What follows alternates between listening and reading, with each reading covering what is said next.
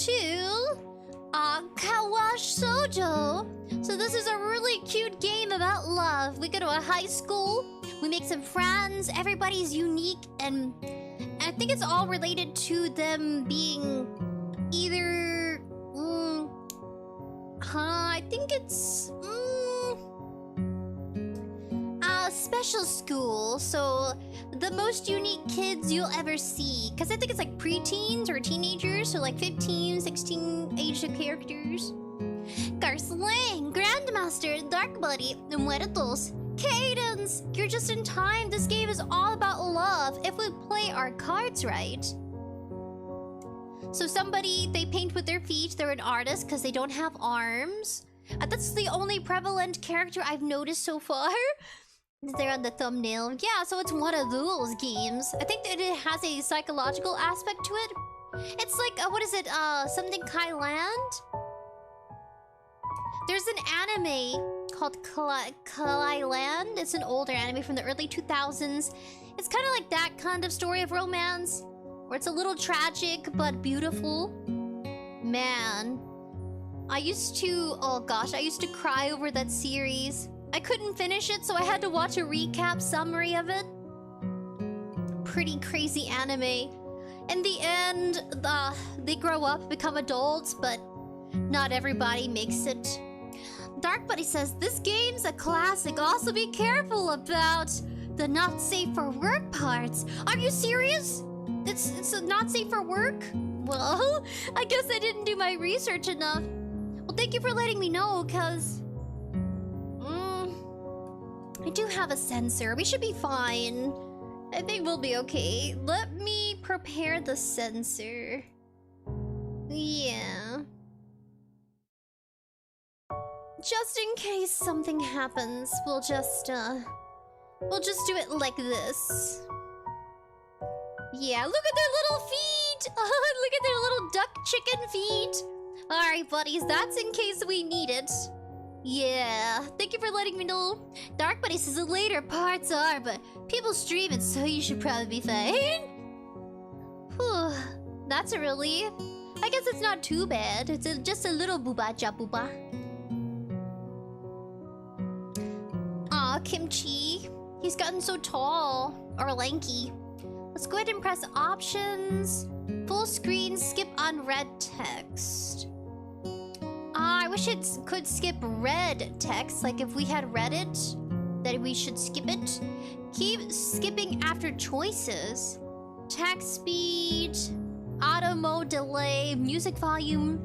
Oh, we should be fine. Language selection. They have Spanish, French, and Japanese, but we're doing English. Return. I could do full screen mode. Nay, we should be good. Maybe full screen. Aww. Oh dear, did it work? Return. I'm stuck, no! How about we don't do full screen? Okay, return. Oh no, it did something. Properties.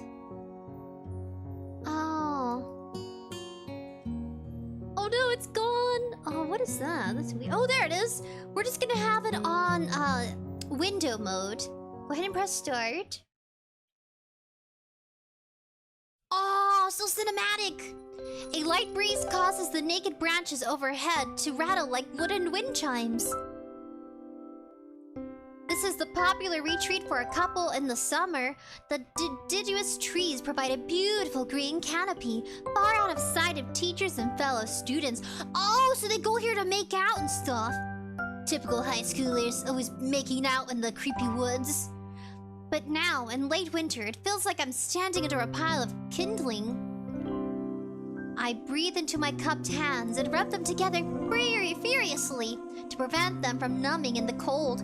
Oh, my outfit's perfect! I look like I'm in a winter wonderland. Someone told me my outfit reminds them of Christmas. But of course, I would say, yeah, this right here.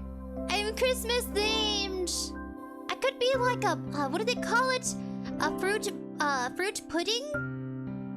What is it called? That spiked bread? Figgy pudding. No, not figgy pudding. What is it? nobody wants the fruitcake. Yeah, I'm like a fruitcake, except not spiked. I mean, if you want me spiked, I mean, I guess. I've even made, like, some... What do they call it? They call it, spiced balls? Spiced breaded balls? It's a dessert! And it's what is it? Oh... it's like brandy... kimchi. He's trying to eat my food. Go away! No! No, your butt's in my face. Get out of my face. Ew. Some booty cheeks. Eh. Oh goodness. Kimchi's becoming an adult, so he's blossoming, as they say. Yeah, so Kimchi. He's got to get fixed, because he's been rambunctious attacking stuff. Typical cat behavior, but his angstiness, oh my. Patrick Blue Star says, hello. Hi, Patrick. Look, it's cinematic. Oh wait, should I adjust it? I think I do. Oh. There, gently weirdos. Me. It's the boba. The boba's in the way. Oh. I thought I had voice acting. Oh, it does feel like Christmas. I bet it is. Hi, Sal says. Is this a male or female? I guess I'm gonna do male.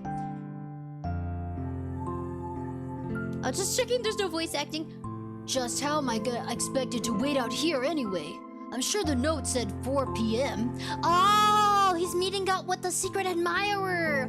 Let's hope it's not one of those situations where the bullies pretend to be your secret admirer only to, like, club you at the end when they finally show up. Typical anime storytelling. You know what I mean? Where that's the plot twist. You're like, oh my gosh, my crush is gonna meet me after school. And then no, it's just the bullies show up. Oh, that's so awful. Ah yes, the note slipped between the pages of my math book while I wasn't looking. As far as cliches go, I'm more of a fan of the letter in the locker, but at least this way shows a bit of initiative. As I ponder the meaning of the note, the snowfall gradually thickens. Thickens? The snowflakes silently falling from the white painted sky are the only sign of time passing and the stagnant world. Their slow descent upon the frozen forest make it seem like time has slowed to a crawl. The rustling of dry snow underfoot startles me, interrupting the quiet mood. Someone is approaching me from behind. Please be the school crush and not the bully. Hi, Hiseo? You came? A hesitating, barely audible question. However, I recognized the owner of that dainty voice instantly. I felt my heart skip a beat. It's a voice I've listened to hundreds of times, but never as more than as in eavesdropping into a conversation.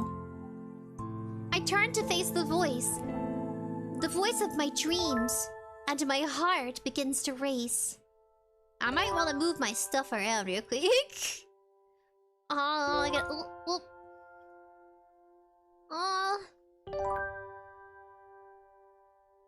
Ba-doop, ba-doop, boop, boop. There we go. I turned to face the voice. Oh! This is so like Clayland. I'm saying that anime name so wrong.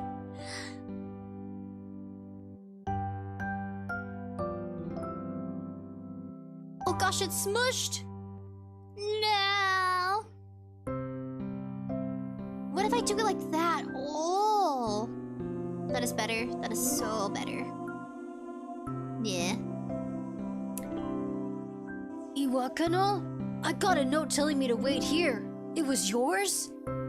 Damn it, I spent all afternoon trying to come up with a good line. That was the result? Pathetic. Oh, you don't like her? We just met her. I guess we can't really... we can't really assume what she's like. We just met her. Maybe her personality's eh. So we'll see. Yes. I asked a friend to give you that note. I'm so glad you got it. A shy, joyous smile that makes me so tense I couldn't move a single muscle even if I tried. Ah, you're flattered. Oh, a flash of red is not a good sign. My heart is pounding now, as if it were trying to burst out from my chest and claim this girl for itself. Ah, so you do like her. I don't know, maybe. Maybe he's just a boy who you know, just, maybe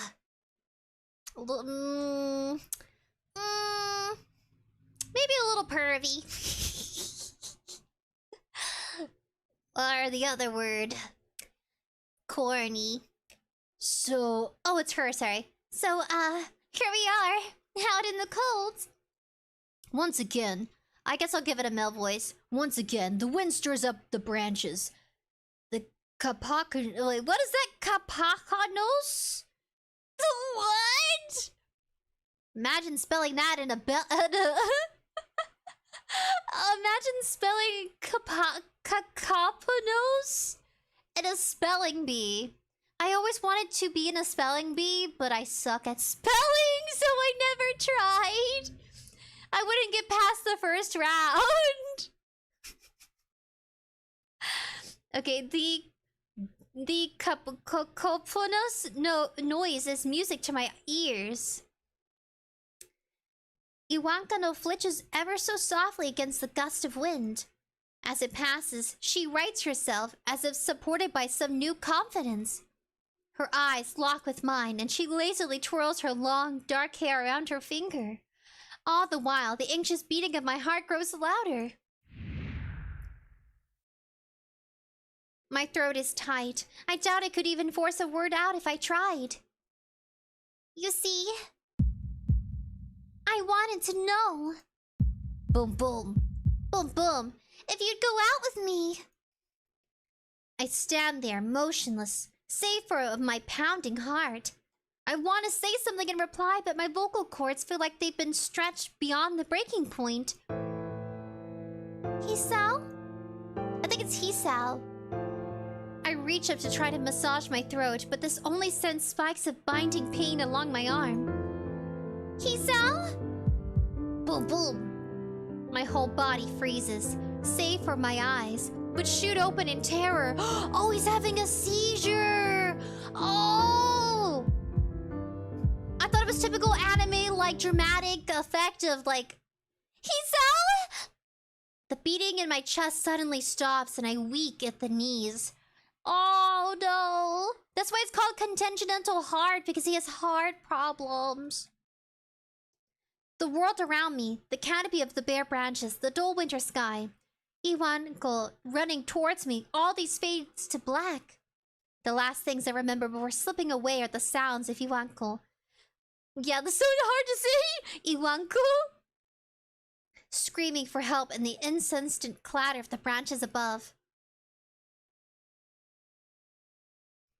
Under 7 mint, Linksy!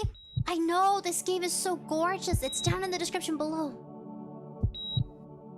4 Elite Studios presents Katawa Shoujo. Forgive me for butchering, because I definitely did. Inspiration, Raita.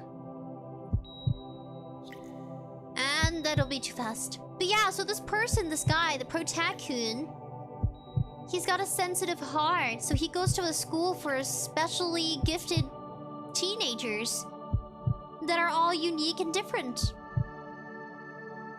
Some of them have medical limitations. There, that's better. It feels like an anime. So you can pursue different playthroughs of love.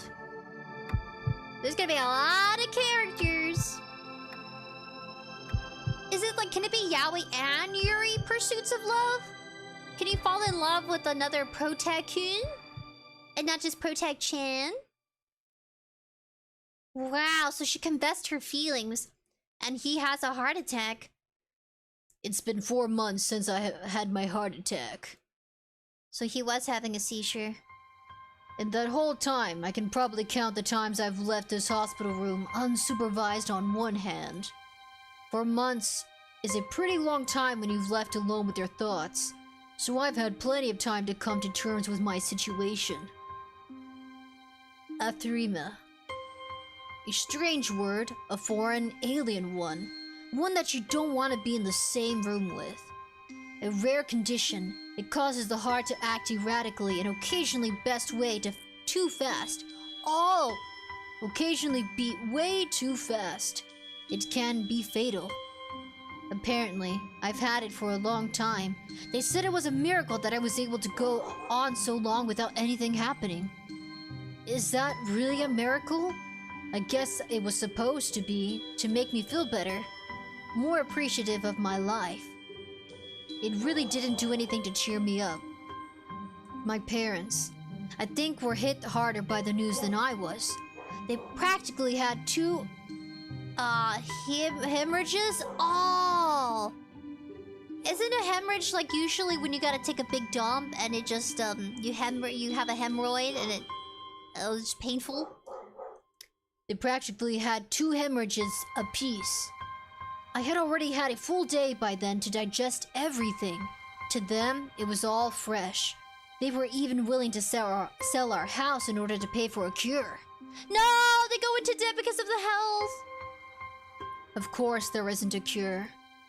Because of the late discovery of this condition, I've had to stay at the hospital to recuperate from the treatments. When I was first admitted, it felt like I was missed. For about a week, my room in the ward was full of flowers, balloons, and cards. But the visitors soon dwindled, and all the get well gifts began trickling down to nothing shortly after. I realized that the only reason I had gotten so many cards and flowers was because sending me their sympathy had been turned into a class project. Maybe some people were genuinely concerned, but I doubt it. Even in the beginning, I had barely had visitors. By the end of the first month, only my parents came by on a regular basis. Iwanko was the last to stop visiting. After 6 weeks, I never saw her again. We had never had that much to talk about when she visited anyway. We didn't touch the subject that was between us on that snowy day ever again. She might have felt guilty thinking that it was her fault as to why he had his heart attack. I mean, it just triggered him, that's all. But still, I mean, he wouldn't be in the hospital if it wasn't for her confession. The hospital? It's not really a place I'd like to live in. The doctors and nurses feel so impersonal and faceless. Yeah, they see so much that at some point they become numb. You know the job I'm working right now? I can tell that it's a high kind of... It can be stressful. But I can definitely tell that, yeah, after a while, it does become impersonal. A part of me doesn't want to lose my humanity. I mean, professions change all the time, but in a hospital-like setting, I worked at a hospital very short, like maybe 3 days, and I realized it wasn't for me. Yeah. Because, it feels like you watch people slowly lose their humanity, their sense. They become desensitized. Yeah. I just saw too much, and I don't ever want to get so sick where I'm in a hospital. Yeah, I mean... Yep. I guess it's because they're in a hurry and they have a million other patients waiting for them. But it makes me feel uncomfortable. For the first month or so, I asked the head cardiologist every time I saw him for a rough estimate of when I'd be able to leave. He never answered anything in a straightforward way, but he told me to wait and to see if the treatment and surgeries worked. So I idly observed the scar that those surgeries had left on my chest slowly change in appearance over time, thinking of it as some kind of an omen. I still ask the head cardiologist about leaving, but my expectations are low enough now that I'm not disappointed anymore when I don't get a reply. The way he shuffles around the answer shows that there is at least some hope. At some point, I stopped watching TV. I don't know why, I just did. Yeah, he should do puzzles. He should do crossword puzzles too. But only if he wants to. Even that gets boring in a hospital. I would slowly lose my mind. He should do gaming at a hospital. I mean, they have Wi-Fi. He should ask for the internet and pull out a gaming PC and start streaming and be like, hey guys, I'm in the hospital. And and I got so bored, now I game and livestream. Should totally do that. Maybe it was the wrong kind of escapism for my situation. I started reading instead. There was a small library at the hospital. Although it was more like a storeroom for books, I began working my way through it, one small stack at a time. After consuming them, I would go back for more. I found that I liked reading and that I think I even became a bit addicted. I started feeling naked without a book in my hands. But I loved the stories. That was my life. That is what my life was like. The days became increasingly harder to distinguish from each other, differing only by the book I was reading and by the weather outside.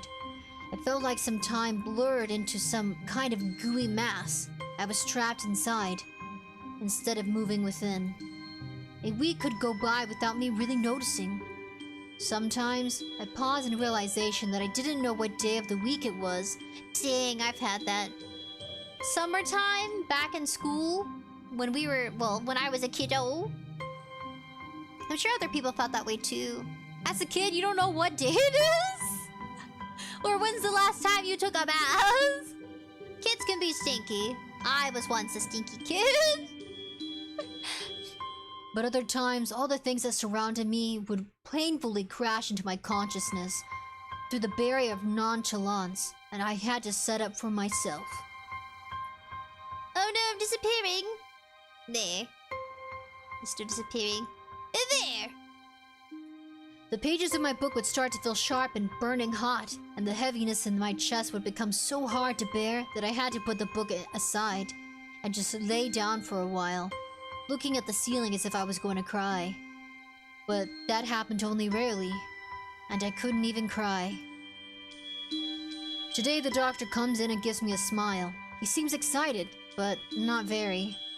It's like he's trying to make an effort to be happy on my behalf. My parents are here. It's been a few days since I've last seen them. Both of them even sort of dressed up. Is this supposed to be some kind of special occasion? It's not a party.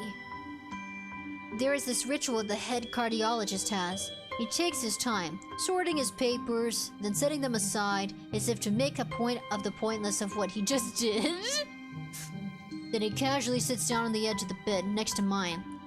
He looks me in the eyes for a moment. Oh, I gotta do a doctor's voice. Ew.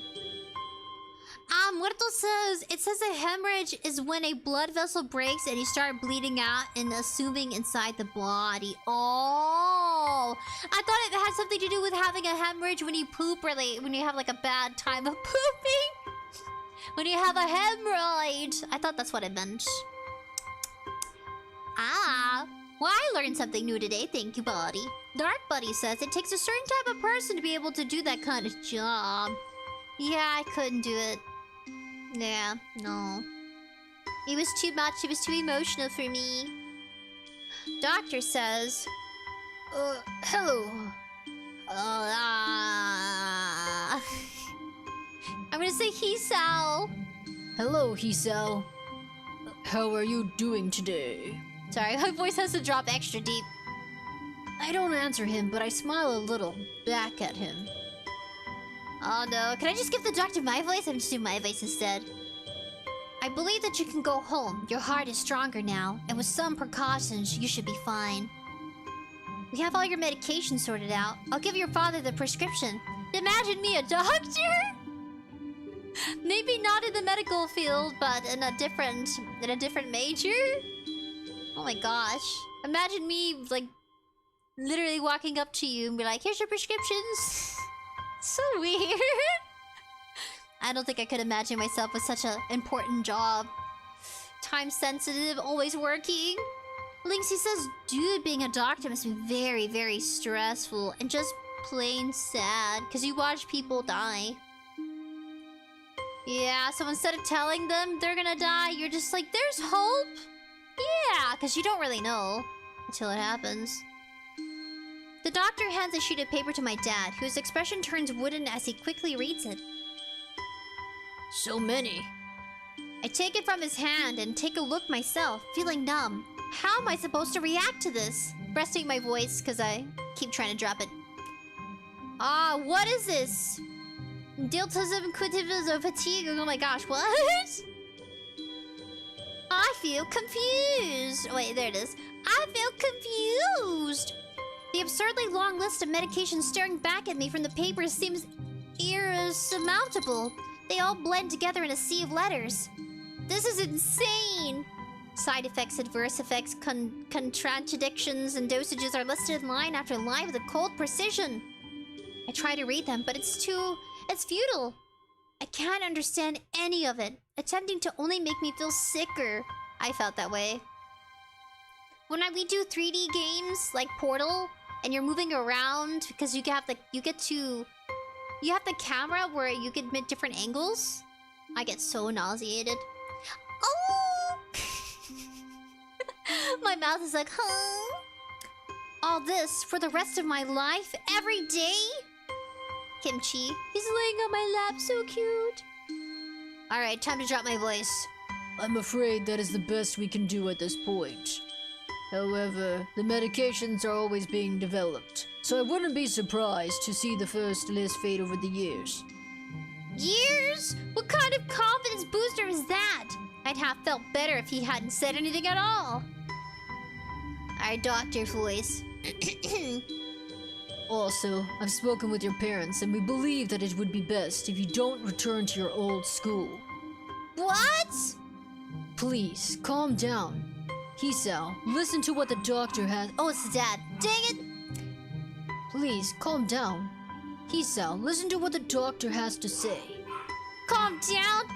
The way he says it tells me he knew full well that I wouldn't like it. Am I going to be homeschooled?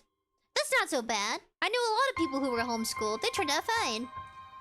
Whatever my concern shows, it's ignored. Doctor. Conrail like 12 throws the oven! Oh my god! Dodge the oven! No, Conrail! That's terrifying. You must be lifting ovens every day. Are you making pizzas with those oven, Conrail? I had pizza yesterday.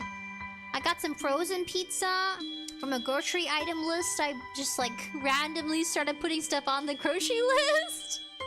And pizza had to be one of them. I'm gonna have that for lunch tomorrow. LOL, this Conrail! Yeah, Conrail's making pizzas and lifting those ovens. Aw, I missed you too. When you pop into chat, I just think of Looney Tunes. It's so funny. I can't wait to actually get an oven. Yeah. I have an oven emote toggle. We should have pies, ovens. You guys should throw all sorts of stuff at me. Pigeons? Definitely pigeons. Alright, time to drop my voice. Oh god. I wish I had a voice changer. I did have a voice changer and now I don't. Aw, I miss having voice changes. Been busy, I know life. I think when it hits fall season, you have holidays, you have school, you got projects, you got prom. People got prom. Yeah, I went to prom my last 2 years. I went with friends. Linksy Buddy says, let's be honest, would you explore a haunted abandoned hospital? We played a game with an abandoned hospital. Wait, it was the morgue. Never mind. We did a morgue demo. That was so difficult. It was a weird job where you're doing security and it's like an abandoned morgue facility. Throws rats, Conrail! They go squeak, squeak, squeak, squeak, squeak, squeak, squeak, squeak. Oh gosh, rats will eat people alive if they had to. Have you guys ever feared the idea of being eaten by bugs? I do. Like the story about the locusts from those scripture stories. There's different cultures around the world that have like the same story about locusts eating people. That after they ate the crops, they attacked the towns and the villages. Terrifying. I've seen them in the city. There's like a certain time of spring or summer where they overpopulate and they start coming out of nowhere. And you just have to avoid them splashing on your car window. It's in some areas, but they'll spray chemicals. There goes Noodle. They'll spray chemicals around the city so that way they don't overproduce. Oh my gosh, locusts. Oh, that sounds awful. And they just start eating off your body. The way they eat grass. But yeah, they're usually crop eaters, though. Doctor, we all understand that your education is paramount. However, I don't think that it's wise for you to be without supervision. I'm just gonna make the doctor female. Actually, the doctor is male. Hold on a second. Let me do the deep female voice instead of the male voice. At least not until we're sure that your medication is suitable. Oh my gosh, she sounds attractive. So, I've spoken to your parents about a transfer. It's a school called 𝑦𝑗 Academy that specializes in dealing with disabled children. Students. Excuse me. My voice changer stopped. Disabled what? Am I? It has a 24-hour nursing staff, and it's only a few minutes from a highly guarded general hospital. The majority of students live on campus. Think of it as a boarding school of sorts. It's designed to give students a degree of independence while keeping help nearby. Independence? It's a school for disabled kids. Don't try to disguise that fact. If I was really that free, quotation free, there wouldn't be a 24-hour nursing staff, and you wouldn't make a hospital being nearby a selling point. It's a selling point for your parents, not so much the teenager here. Of course, that's only if you want to go. But your mother and I aren't really able to do homeschool you. Sorry, that was oddly phrased, or I read it wrong. Dark Buddy says, I see them around where I am. There aren't too many, luckily. Yeah, no, they're like, bugs will eat people if they had to. If they're really hungry. Yeah, no, locusts are huge. I would see them climb the buildings on the windows, and then they'd have staff come out to whack them off. They'll say they have to clean the building, and they're really just kind of treating it so to deter them from climbing. Yeah, it's crazy. Dad. What's his voice again? Oh, there it is. We went out there and had a look a couple weeks back. I think you'd like it. I gotta give it some robust to it. Because he's old. He's an old man. He's lived life. It looks like I really don't have a choice. Compared to the other heart problems, people with your condition usually tend to live. Oh, it's a doctor. Dang it! I thought it said dad. Compared to other heart problems, people with your condition usually tend to live long lives. You'll need a job one day, and this is a good opportunity to continue your education. This isn't an opportunity. Don't call it an opportunity. Don't call it a opportunity. Well, you should be excited at the chance to go back to school. I remember you wanted to return to school. And while it's not the same one... A special school? That's... an insult. That is what I want to say. It's a step down. How dare you! Special school is good for people who need it. It's still the same education, it's just that they have more help for you. I took special classes for my dyslexia. Yeah, I did. I took it back in middle school. I'd have to leave around lunchtime. And then I'd have to make up the coursework I missed out on. It would usually, I'd be missing math or science class because I had to go to my dyslexia schooling. Yeah. It lasted for half a year because I tested out. And they certified me as capable of spelling. And my proficiency improved with their test results. With their schooling, and then we got the test results. It's not what you think. All the students there are pretty active in their own sort of way. It's geared towards students who can still get around and learn, but just need a little help in one way or another. Your father is right, and many of the graduates of the school have gone on to do amazing things. A person doesn't have to be held back by their disability. One of my colleagues in another hospital is a graduate. I don't care. A person doesn't have to be held back by their disability. That's what a disability is. I really hate that something so important was decided for me. But what can I do about it? A normal life is out of the question now.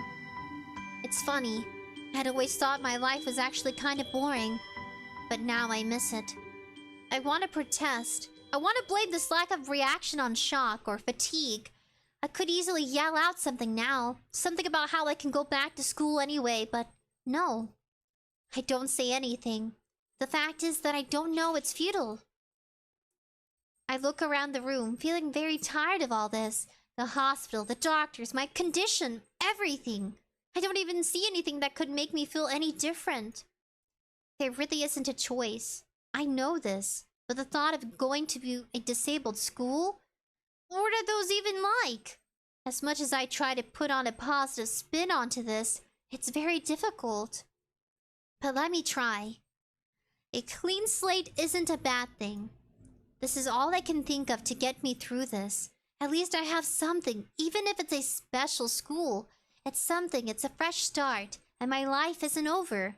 It would be a mistake to just resign myself to thinking that. At this point, I'll try to see what my new life will look like. Dang, this is emotional! But yeah, I did special courses for dyslexia. They have it. You have to... Whoa. His heart. Act 1. Life expectancy. I got a bug bite on my foot. It's a mosquito bite. Ah, it feels so nice when you scratch it. Dark Buddy says, I see them around where I am. Oh yeah, the locusts or the rats? I made sure I caught up with chat. The gates looked far too pompous for what it was. Oh, it looks nice. Very classy. In fact, gates are in general seem to do that, but this one especially so. That means they have good funding. If the foundation is nice, it looks put together, like people are taking care of the school, that's how you know they're not being neglected. Red bricks, black wrought on iron, and gray plaster. Oh, excuse me, I burped. Moreto says, I understand being unhappy for having a disability, but not the anger about being given an alternative to a situation you already dislike. Yeah, I think... how did I feel when I did dyslexia course? I think I felt relieved. Because having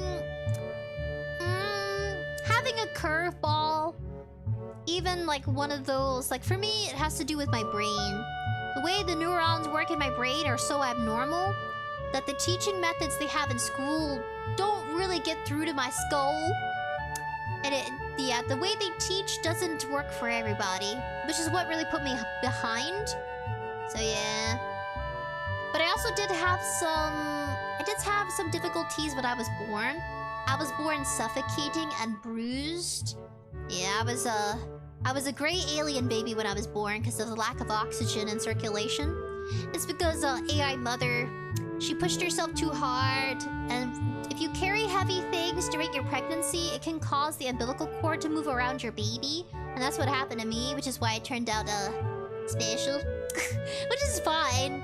I think when I was a kid I took it harder, but now that I'm an adult, and once you finish school, well, I finished school. I'm so happy school's over. I don't want to go back.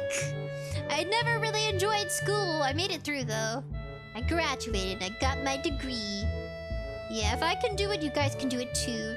You feel discouraged, but follow a degree path you like. And if you have to change it, that's okay. Where were we?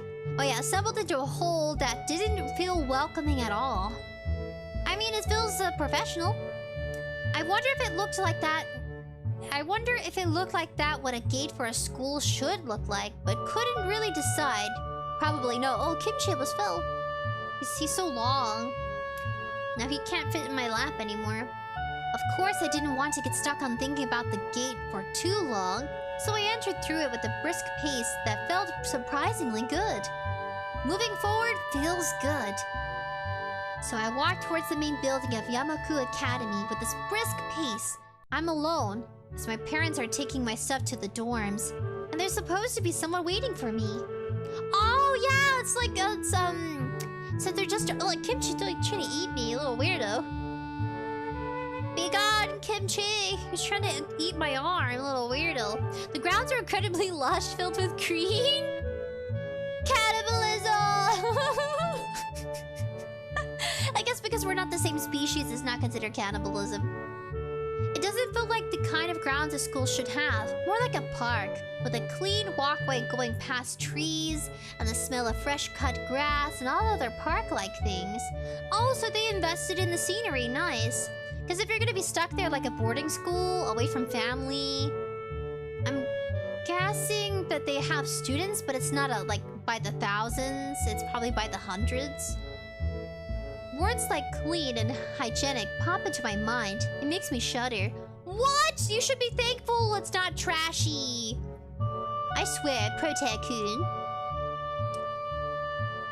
I shake them off. Stay open-minded now. It's your life. You have to take it as it comes. That's what I tell myself. A few big buildings loom behind the leafy canopies. Too big, too many for just a school.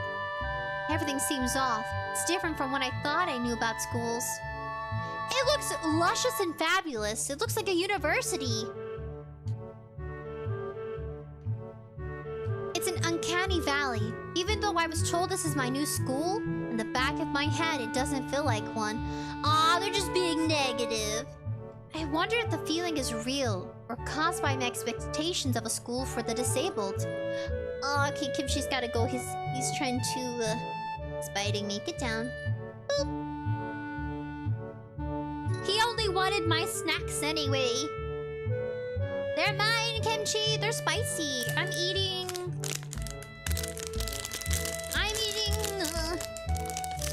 Big bolsa. It's very spicy. Chips, candies, and nuts.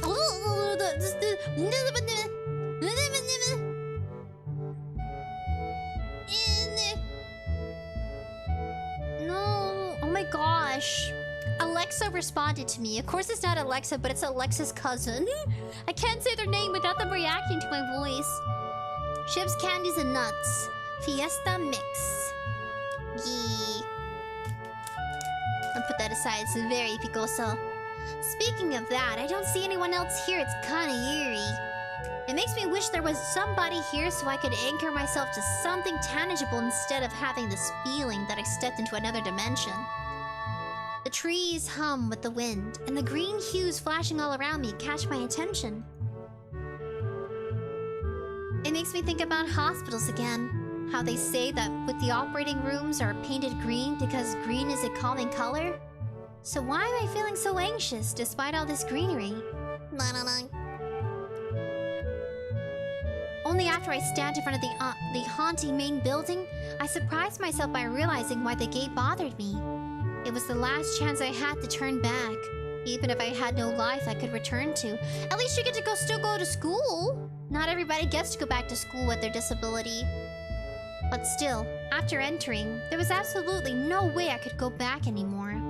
Feeling nervous with the realization set in my head, I opened the front door. A tall man with a bad posture notices me as I enter. We're the only people in the lobby, so it's only logical. Tall man. You must be... Naki Niki? Naki? Oh! You mean Nucky? Tall man. Oh, what does he make me think of Cowboy Bebop? Except much older and shorter hair? Maybe not. Maybe Cowboy Bebop. Maybe I forgot his name. Maybe he was more attractive. Well, he's okay. He's just a businessman or a teacher. So you are excellent. I'm your homeroom science teacher. My name is Muto. Welcome. We exchange a handshake that is neither firm nor sloppy, and he looks at his watch. The head nurse asked you for a brief check-in visit, but there's no time for that now. Oh, should I go later? Yeah, that's nice. That way he sounds young, and, he sounds young and less mature than this guy's voice. Yes, afternoon is probably fine. We should get going and introduce you to the rest of the class. They're waiting already. Waiting for me? I don't really like being the center of attention, but I guess it's inevitable in a situation like this. Somehow, not knowing what is waiting for me makes me feel more nervous. Thinking of this, I almost miss what the teacher is saying. Do you want to introduce yourself to the class? Yeah, of course. Oh yeah, wait, hold on a second. Ooh, we can save. I'm gonna save. Save. Progress successfully saved. Continue. Return. Yeah, of course. Oh yeah, sure. I mean, isn't that normal? Of course, but not everyone likes to be at the center of attention. I'm probably one of those people, but I guess I should be the one to give the first impression of myself. Right. But it's no problem. we take it, Elder Guy! Ah! Because he has a green lettering, got it. Let's go then. My heart is pounding in my chest, and it keeps me thinking about my condition as they follow the teacher up the stairs. The third door down the third floor corridor is marked as the classroom for class 3-3. Muta opens the door and enters. Good morning, everyone. Sorry I'm late again. I hesitate for a second at the door, freezing on the spot. Get a grip! This is a big step. I know that, but there isn't any point of worrying so much about it. At least not this soon. Ah, it is so like Clyland! Isn't that what it's called? Clyland? Hold on a second, I gotta figure out the name. Something Clyland? Clyland anime. I think it was saying it wrong. Yeah, Clyland! It has 24 episodes. What is it about? The story follows the life of Tomoya Okazaki from adolescence to adulthood. Yeah, he becomes a man. As an average high school student, he meets many people in his last year at school, including 5 girls whose individual problems he helps resolve, and his life is further detailed after graduating from high school. It's a happy and healthy lives kind of ending. Ooh. What's the main plot? Tomoya Okazaki is a male third-year high school student who does not feel at home anymore. He used to play basketball. His distant father works the night shift, and his mother died in a car accident when he was a child. He simply goes out to school in Hikarizara for no reason and has no interest in school activities until he finds some love and friendship. He finds some friendship. Cool. Clyland. Conrail 12 throws rats down. Now we have rat infested live stream now. They're everywhere. Oh, I can look like a rat. Hold on a second. Do I look like a rat? I kind of do, actually. Hold on. Yeah, rats' ears are pointy, aren't they? I guess I'm a rat. Oh. Hopefully not. Squeak, squeak, squeak, squeak. Squeak, squeak, squeak, squeak. Beep, beep, beep, beep, beep, beep, beep, beep. Oh, that sounds like a bird. Linksy says, to be honest, would you explore a haunted abandoned hospital? Wait, what? Oh, wait, no, Nana! Clayland! Yes! Hi, Nana! Yes, oh, that anime. It was so emotional. Oh, hell yeah. Yeah, cause oh, thank you for the sub and the follow. Ah, thank you, Sir Buddy, Sir Kuten. I follow the teacher into the classroom and look around, partially so I wouldn't have to meet the curious gazes of my new classmates. Don't they look like from Clyland? It's pretty spacious. The ceiling is unusually high and there's lots of space left over around the in-between the desks.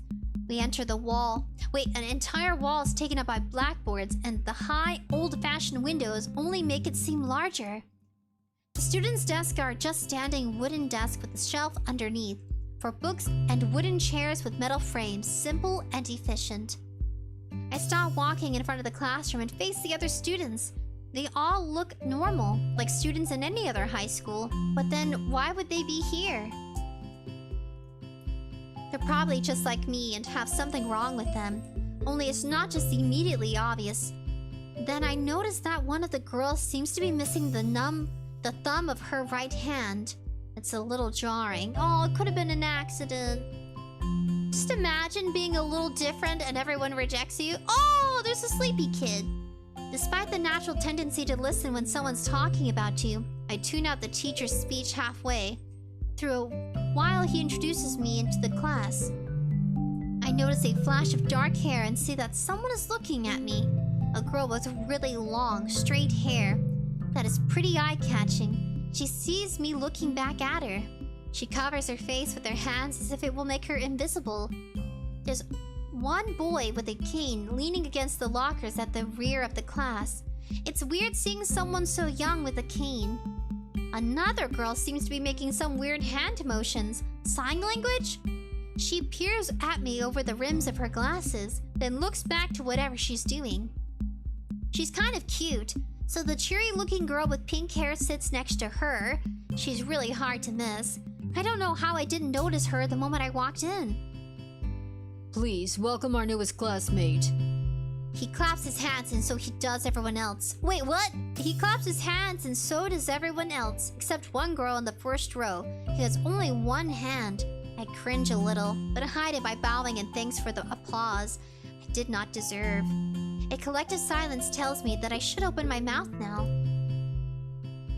So, I'm 𝐻𝐸 Nanaki!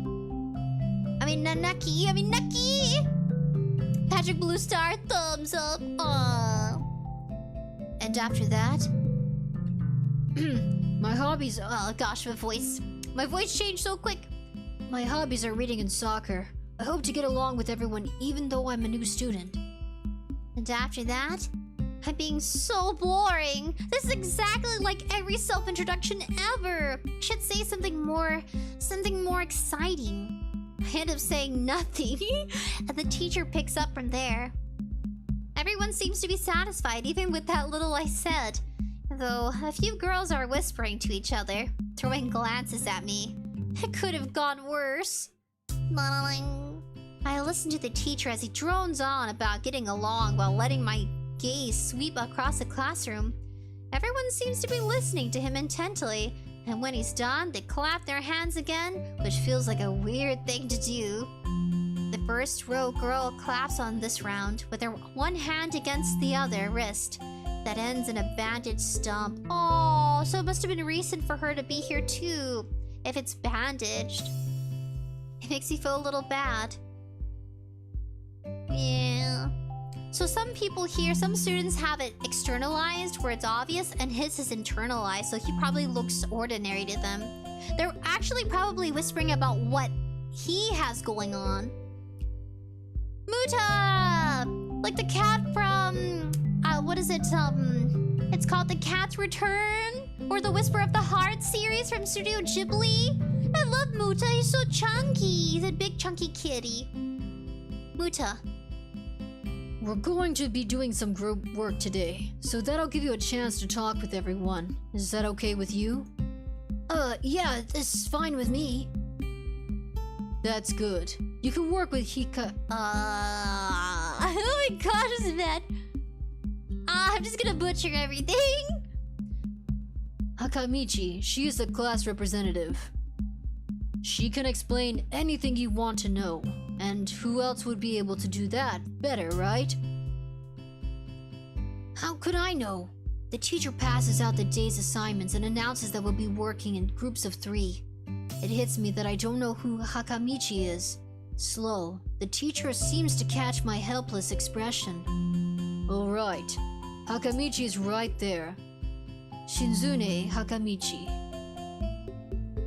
As he calls out her name, the cute, bubbly-looking girl with bright pink hair and golden eyes waves her hand at me. I take a seat next to her by the window. Hey, I guess you're Hakamichi, right? It's nice to meet you. Suzune! What? I'm caught off guard by her laughter. It's nice to meet you too, but... I'm not Hakamichi. I'm Misha. This is Hakamichi's Sicha. Sichan? Oh, she's Hikamichi. Patrick Blue Star says, can you only say Patrick but not Patrick Blue Star? Is that a request? Okay, Patrick, thank you. I can call you just Patrick if you want. But if you want me to call it the whole name, I can too. Giggling. Oh, I forgot. It's Protect-kun's voice. Giggling, Misha points to the girl right next to her, the one I saw using sign language before. It looked like she has been staring at me this whole time. She nods once nonchalantly to show that she acknowledges my presence, but only barely. She has short yet carefully knitted brushed hair. Oh, neatly. Oh gosh, I burped. A pair of oval-shaped glasses balanced on the tip of a dainty nose. Dark blue eyes that seem to alternate every few seconds between analytically and slightly bored. It's nice to meet you. She immediately looks at Misha, who smiles and makes a few quick gestures with her hands. Hakamichi nods and makes a few more gestures of her own. I start to wonder if the teacher was messing with me, saying things like, "You'll be able to talk to people," and "who better to explain things to you." I see you're a little confused, right? Right? But I understand why you would think I was Sichi-chan. Sichi-chan is deaf, so I'm the person who translates things back and forth for her. I'm like an interpreter. She says it's nice to meet you too. You're the new student, aren't you? Oh, Sichi-chan? Of course he is. If he wasn't, you wouldn't have been standing up there for no reason, right? Right? Oh, she has a lot of enthusiasm.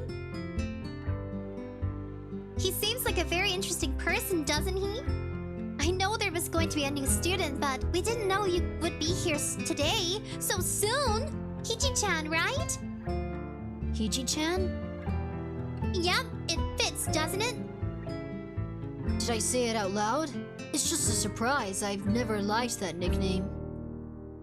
I don't really see how.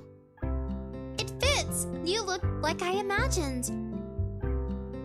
Oh, she's translating it. She's the one who's like, oh, like, I know everything. The name suits you.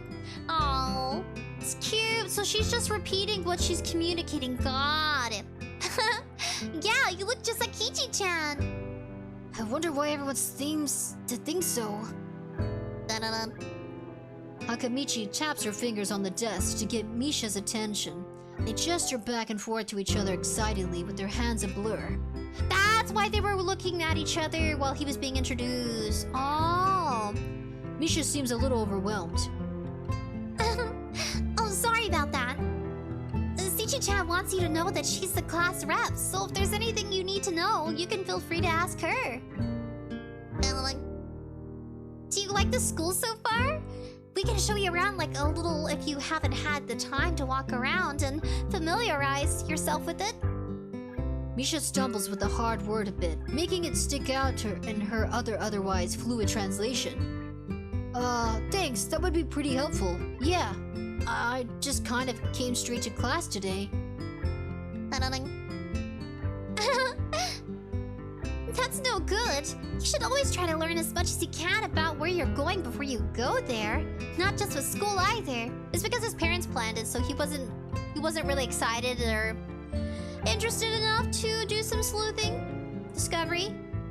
Always, even if it's a trip to the convenience store. Really, Shichi-chan? Learn about where you're going? I guess I didn't bother to do that, or just didn't care enough to do so. I didn't look forward to this, even if I committed myself to go along with it, half-assedly, but anyway. I don't say anything. Misha sighing something that ends up in a shrug. What was that? It seems like it was about me. I feel like slumping over in my seat. Both of them were smiling, but that shrug hit me unexpectedly deep. You look down. Are you okay? Don't take it the wrong way, please. I hate it when people are afraid to ask questions. It's just how people learn things, by asking. Asking for help is perfectly normal, as much as needing help. Stop looking like you just failed the test. Alright. And another thing, you don't have to call Shichi-chan something so formal like Hakamichi or class rep all the time, so just call her Shichi-chan. Okay, maybe it's a little too casual, but Shizune would be more appropriate? Yup, Shizune is fine. Okay, that would be a lot easier for me. I feel a lot more at ease, but both of them seem so friendly, so I feel like an idiot for being so apprehensive earlier. Especially about Shizune, who I assume would be all business. Well, she still seems like that, just less so, I guess. Bling? Huh? Alright, we haven't even touched the assignment. We should start work now, or Shichi-chan will get mad. The assignment is also kind of long, so we should start now if we want to finish it before the end of class. That too? I just got snacks! I just got snackies! I got cookies. I made cookies yesterday. I got cookies with jam on them. I guess they're like biscuits. Shizune glares at the two of us impatiently. I don't need to know sign language to understand that. She's studious. It's not that she's business, but she's just stern. Oh, she's frustrated. I can make a frustrated face, I think. Yes! I'm frustrated too. We gotta start work. We gotta start doing schoolwork. Okay. Oh, it's him. Okay. I get the message. After class, we can take a walk around the grounds together. It's such a nice day today, okay? Oh, I forgot she's happy. Bling! The assignment is actually very challenging to get through, combining aspects of being both difficult and unnecessarily long. I think it's just to keep the students busy. Still, we finished it a few minutes earlier than everyone else in the class. Despite our late start, Shizune and Misha are really capable. They're quite different, though. The class rep is as calm and professional as she looks, while Misha is a lot more playful and girlish. Not to mention a little more easily distracted. To be honest, the two of them did most of the work. I feel guilty about that. The clock tower bell rings, signaling the end of the period. Time for lunch. Without knowing what else to do, I follow Misha, who was beckoning me into the hallway and down the stairs. We descend even below the lobby where I met Muta, down to the bottom floor. Oh, the lunch room is so realistic, but you can tell it was drawn. Right? It looks drawn. A little bit. Just like everything in the school, the cafeteria seems too spacious and oddly modern in contrast to the classic exterior. It's a big windows over the courtyard, towards the main gate. It's the cafeteria! Her enthusiastic statement is the obvious that makes people around us stare, but Misha doesn't seem to care, so we proceed to the line. There was a rather long list of menu options, which seemed great until I realized that many of them were to accommodate students who need special diets. How nice. It almost feels like I'm back at the hospital, eating portions measured with scientific precision to meet the needs of the patients. I picked something at random and follow Shizune to a table sitting opposite of her. As I nibble indifferently at the food I'd rather not eat, Misha pokes me in the side to get my attention and points to Shizune. I don't understand signs, so the point escapes me. Maybe looking at a person who talks to you is proper and polite.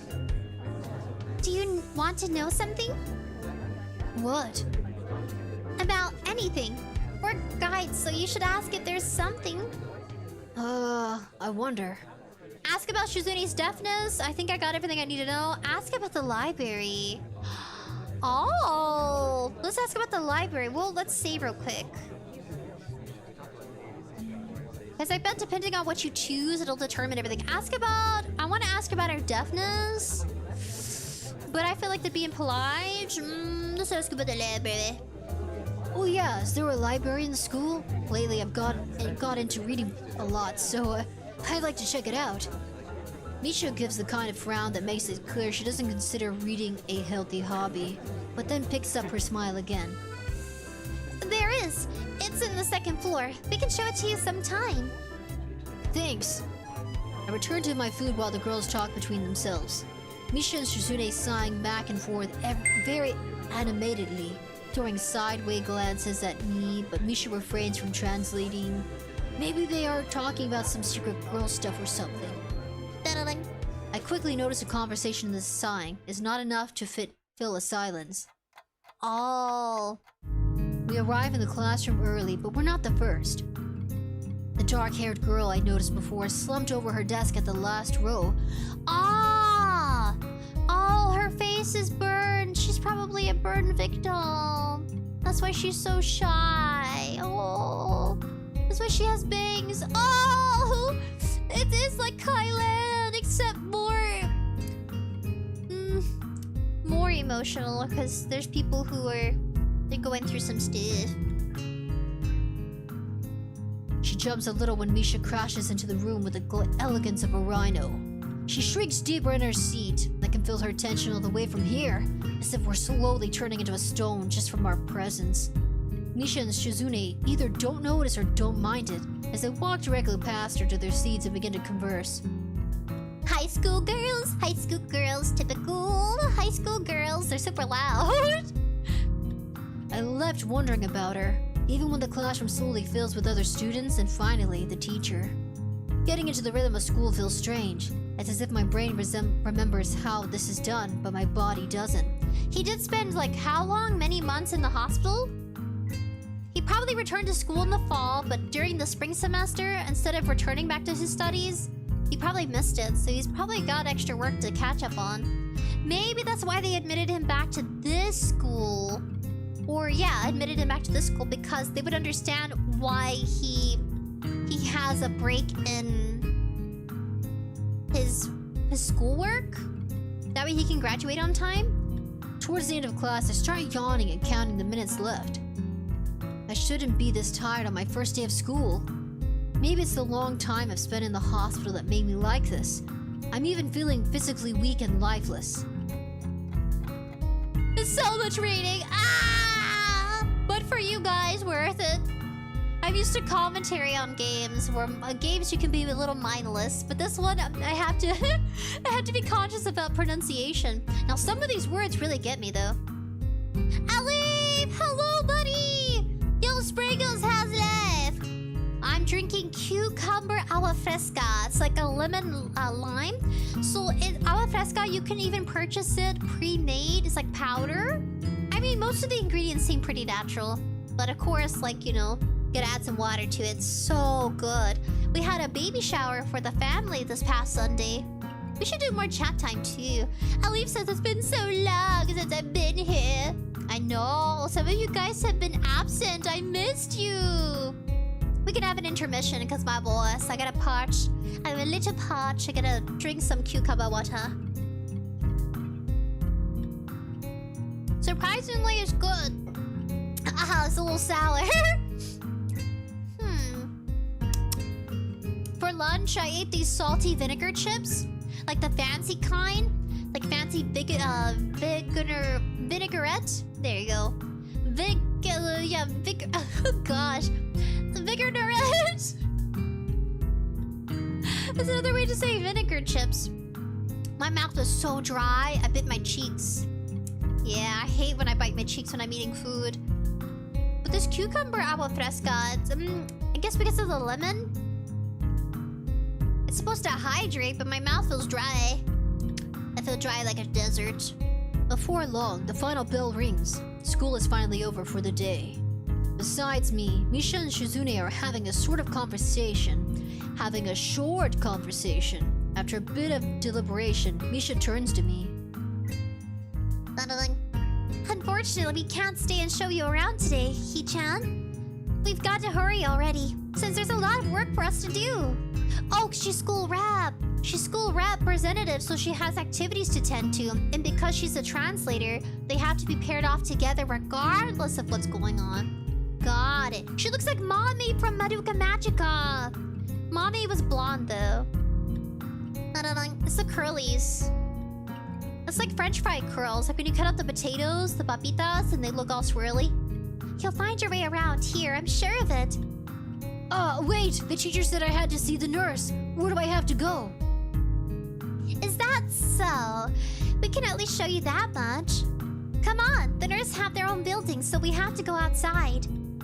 Oh, this is a big campus. We join the flow of students making their way down to the stairwell and outside, with the girls pointing out their senior classrooms in the same hallway as ours. Oh. When we get outside, the girls make their way to the smaller building right next to the school. It's built in the same style, so it looks like it's actually part of the main building. This is the auxiliary?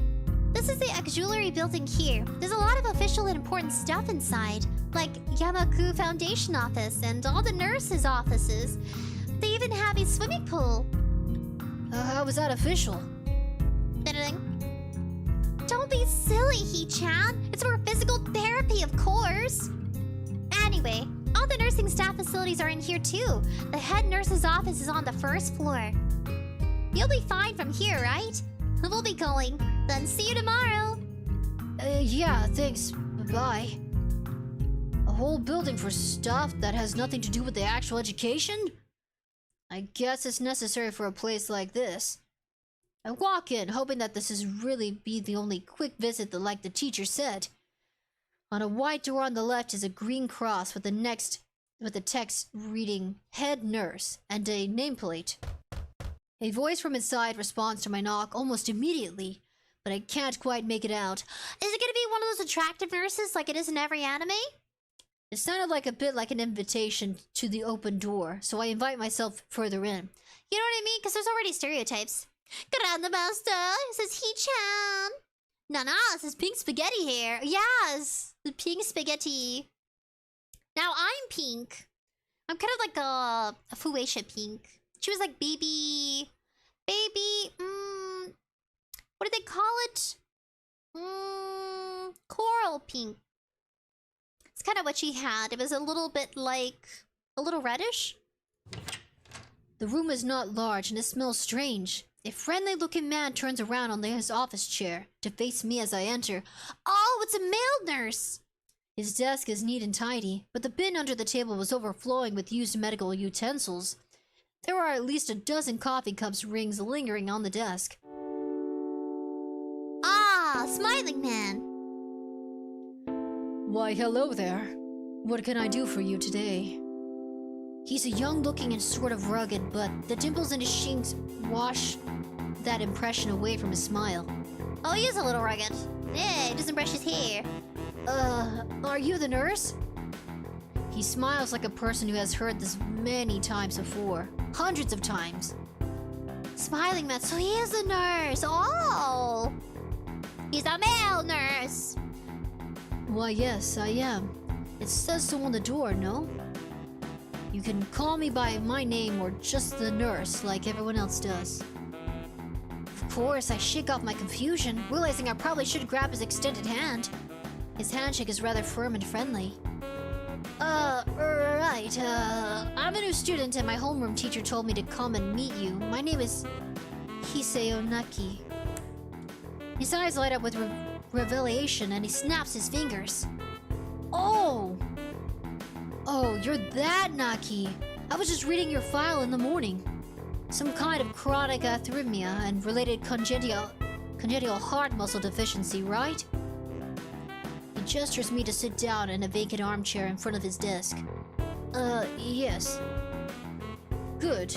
Well, you've probably been briefed about the school enough, so I'll just go over this quickly.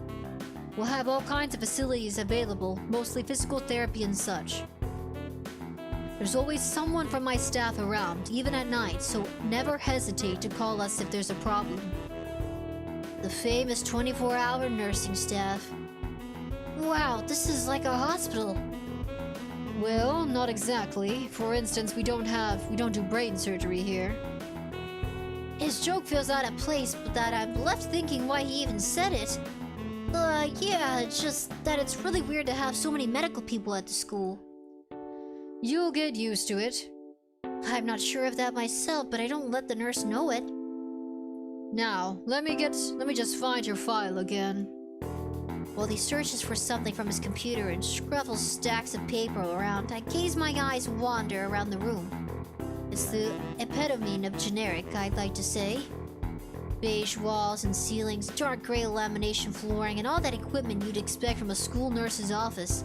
Even the ridiculous educational posters are hanging on all floor walls, reminding me to eat properly, 3 times a day and from all the food groups. Smiling, the nurse draws a thick file from a stack of similarly thick files and reopens it. So, you already have medication for the arrhythmia. Just remember to take your pills every morning and even evening, or it won't help much. Apart from that, do you do sports? Rash stuff like, I don't know, boxing? He grins to his own joke, but I don't. Well, I played soccer occasionally with some classmates.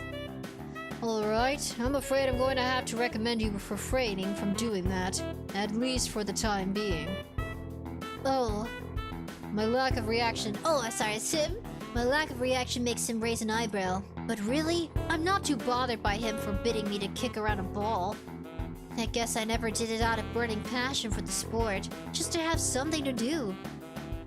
Any kind of concussion might be very dangerous to your heart, and risking another attack is not a good idea. Was the previous one caused by a sudden concussion to the chest area? There's no mention of the cause in your papers. Oh, eventually the truth's gonna come out that it was because of a love confession! Not exactly. I sidestepped the question acceptably. He glances at me over his papers with a more serious expression on his face. Still, you need to keep your body healthy, so some exercise would do you some good. We have physical therapy and such available, as I said, but I don't think you really need such heavy measures. Just get some light exercise regularly. Brisk walks or even light jogging, jumping rope, that sort of thing. Swimming maybe. There's a pool here. So I was told. Ah, my model's getting all weird. Well, I think I know what it is. Is it my phone? No, let's see. Let me...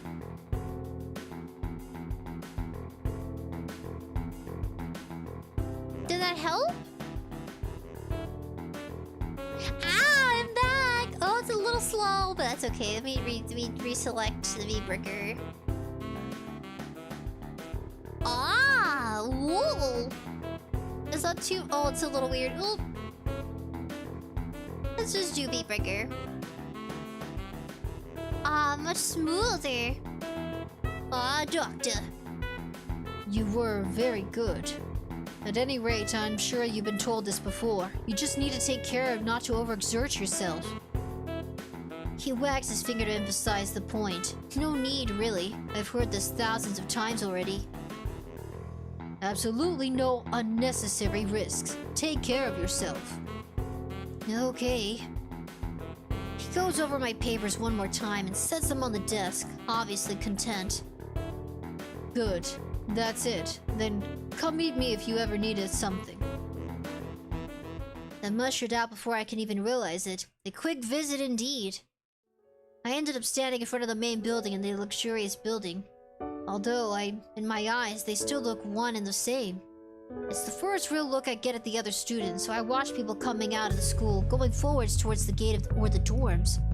Everyone seems to know where they're going. And I still keep thinking that most of them don't look too special for being students at a special school. Then again, neither do I. Does that make me one of them? One of us? I should go somewhere too, to prevent me from getting lost. It's around dinner time, but I feel tired instead of hungry. The weirdness in me only grows as I trudge towards the dorms, set a little way apart from the main building complex. There's a garden of sorts between the school and the dorm's shrubbery, flowers, that overbearing smell of fresh-cut grass that fills the atmosphere. It dawns on my tired mind that the smell feels novel because I haven't been outside at all for a long time. The dorm building is big and made of red brick, like the others. Feels way too pompous for what it is, so I push forward and going inside. It takes more time than necessary to fish out the key I was given from my pocket.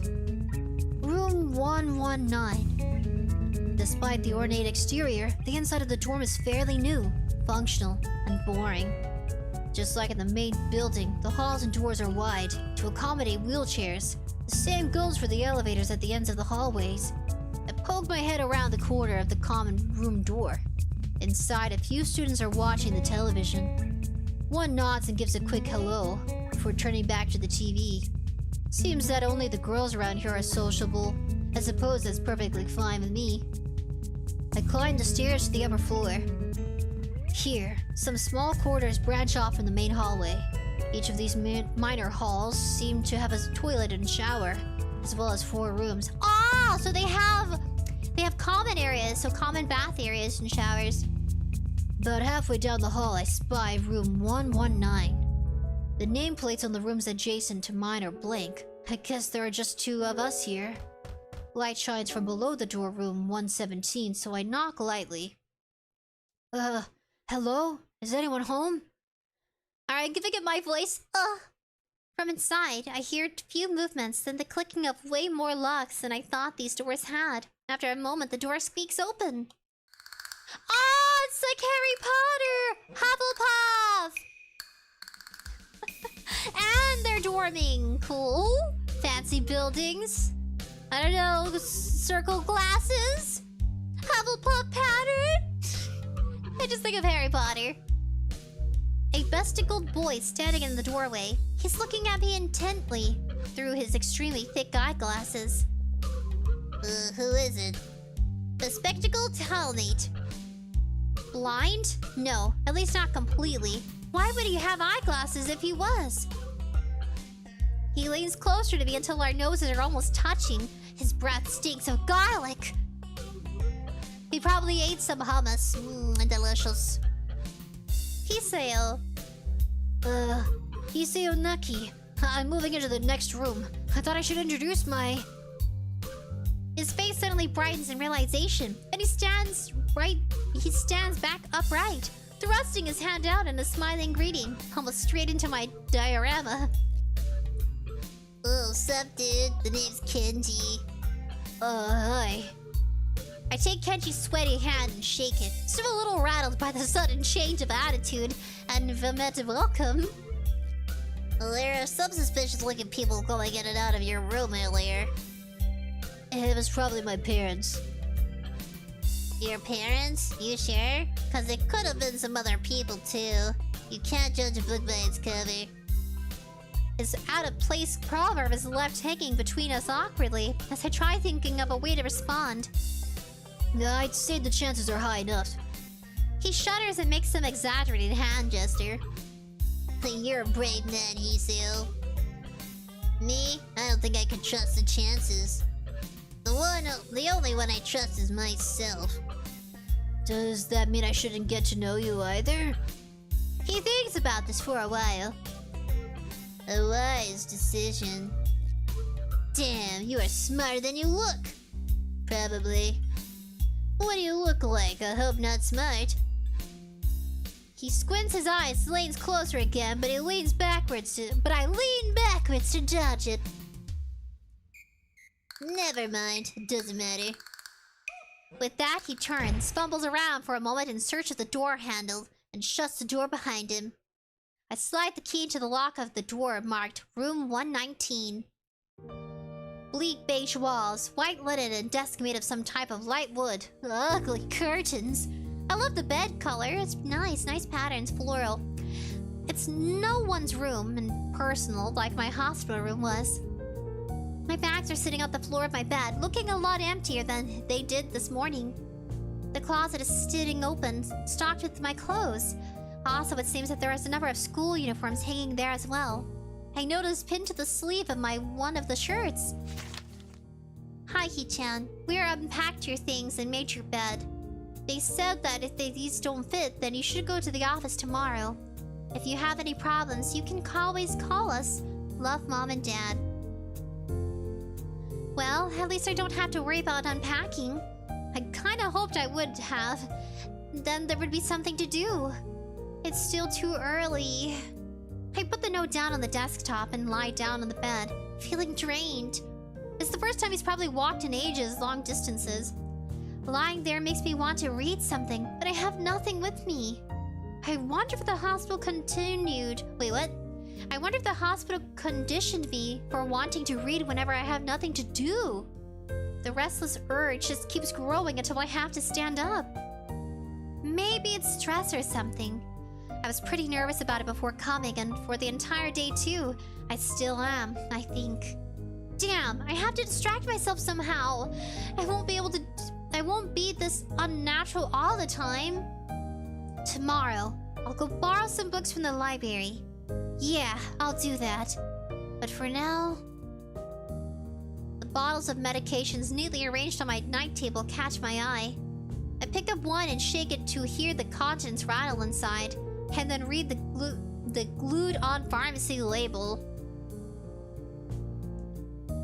𝐻𝐿 2 tablets daily to stay alive. It doesn't really say that, but it could just as well. It's kind of twisted, having your life depend on chemicals like this. I resent it a little, but what choice do I have?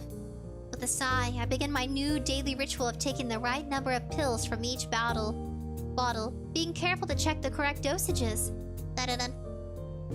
I lie down again, feeling hollow and uncertain. And after that, I keep staring at the blank, unfamiliar ceiling for a long time. As the world fades to black, it doesn't start looking any more familiar, not even after darkness falls, and long shadows draw across my room like fingers. The sheets feel slightly more comfortable, warm, and nest-like against the chill that passes for my room temperature here. Soon, the lighter shade of darkness that is the ceiling looks like every ceiling does at night, and it becomes the only thing I recognize anymore.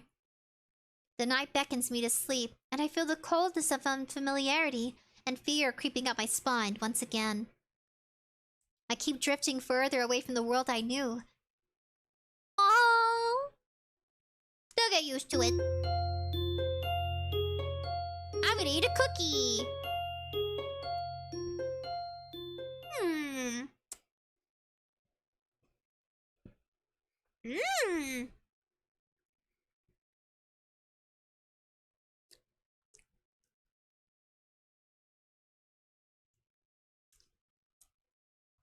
You know what's crazy? At the baby shower that we had with the family this Sunday? Saturday. I can't wait for Saturday to come so I can sleep in. One of my cousins, it's hereditary that we have very narrow mouths, like birds' beaks. And when I was a kid, I had braces. And they called it the butterfly. And it's this kind of key mechanic that they use to widen your roof of your mouth and the flooring of your mouth. So like the top and bottom. Because they have to make sure that they both nestle in together, but not too tightly. So one of my cousins, we'll call her...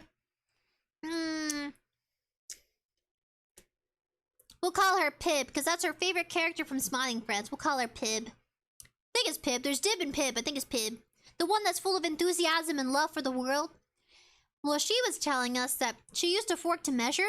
And she says recently she's been getting horrible headaches. And it could be the results of like they call it crowding. I used to have really bad crowding in my mouth.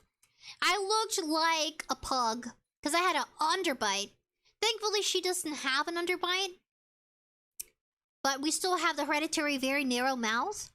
Which is why I still choke a lot. Because depending on the structure of your mouth, also can define how much you can consume at a time. So even though my mouth has widened due to the braces and the years of the slowly gradual change, so my teeth, because I was about to lose the 4 bottom front teeth because I had an underbite. But thankfully they fixed it, and after years of braces, because I had braces since I was in 2nd grade, all the way up to my junior year of high school. 2nd grade, 3rd grade, 4th grade, 5th grade, 6th grade, 7th grade, 8th grade, 9th grade, 9th grade, 10th grade, 11th grade. I had braces for like 10 years. But yeah, the roof of her mouth is the size of a dimensional fork. Yeah, so it's like we have a lot of yeah, a lot of us have interesting teeth. I had interesting teeth. My teeth, I looked like a piranha with a pug underbite. I looked like a wild child. If anybody's seen the movie, it's called The Croods. I looked like the tiny baby sister. That was me growing up. With jagged, really messed up teeth. Even now, you can tell that my teeth are, I mean, they're good. They're good. Yeah. Gooseby says, "Hey, Sprinkles! Hello, buddy! I'm just talking about braces and my teeth."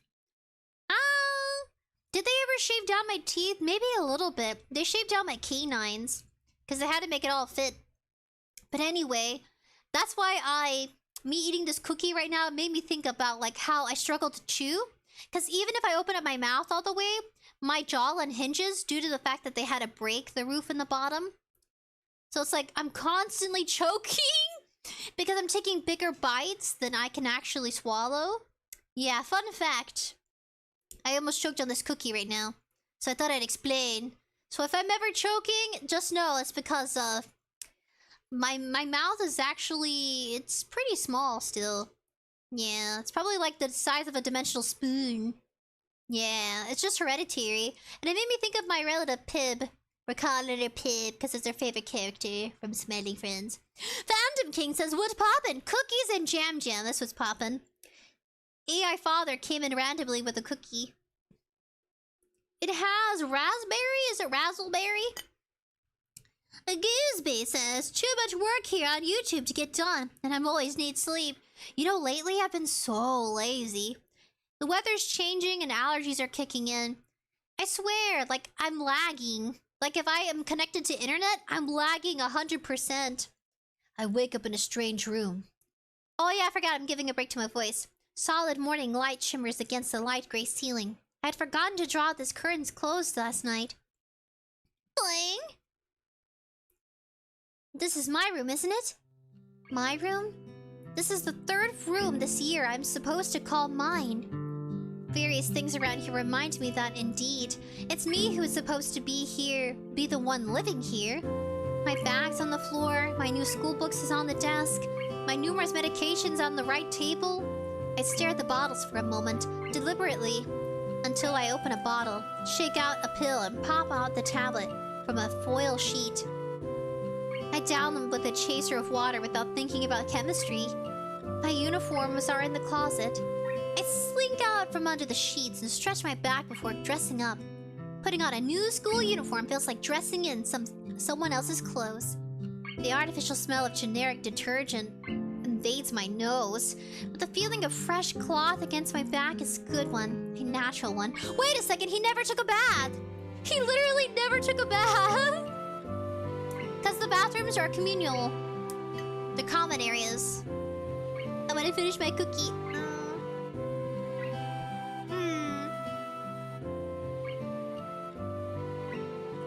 I'm such a slow eater.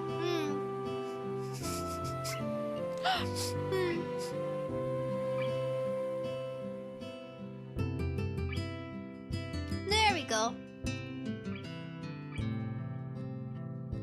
It feels like a school uniform, as it should. It's not much different than what I'm used to wearing before. It goes for other things too. So far, this place seems more or less like a normal school. Except for the people. I think back to my talk with Kenji yesterday. Misha's constant laughter and Shizune's sweeping sigh of language gestures.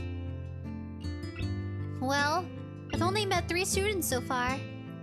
Maybe they aren't that normal, but I'm sure others are. Or perhaps people like them are what passes for normal around here. Yeah. What does pass for normal around here? What do people do? I didn't see a lot of kids hanging around after classes yesterday, so maybe they're all at clubs. If so, I wonder if I should join one. It would give them more time to do things. All through class, the question remains on my mind, so I decided to ask Shizune about it when we split into groups. After all, she did say if I had anything I wanted to know, I should ask her. Settling. She crosses her arms and shifts her gaze slowly at Misha, who looks more preoccupied with trying to grind the eraser on her pencil down so that the top of it is perfect and evenly flat. Settling.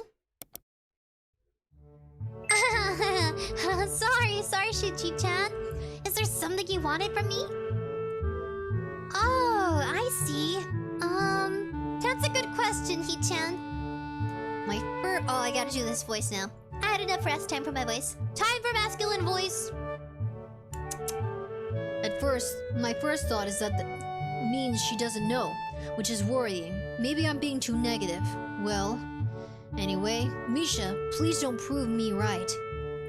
Settling. Oh, that's right. Everyone's encouraged to join a club. A lot of people do so because there isn't really anything else to do. There are also school events like the festival coming up in a few days. Almost every student in the school tends to help out with it, doing whatever. So, you'll actually transfer it into a busy time. Maybe you can help out too. Sure. What's the festival about? Misha freezes. I don't know, Hee-chan. The truth is, it's a local event, and I'm not from this area, so... She starts singing desperately to Shizune, asking her to bail her out. Shizune adjusts her glasses at the end of an oddly grandiose flourish and starts singing hard and heavy. Oh. Who cares?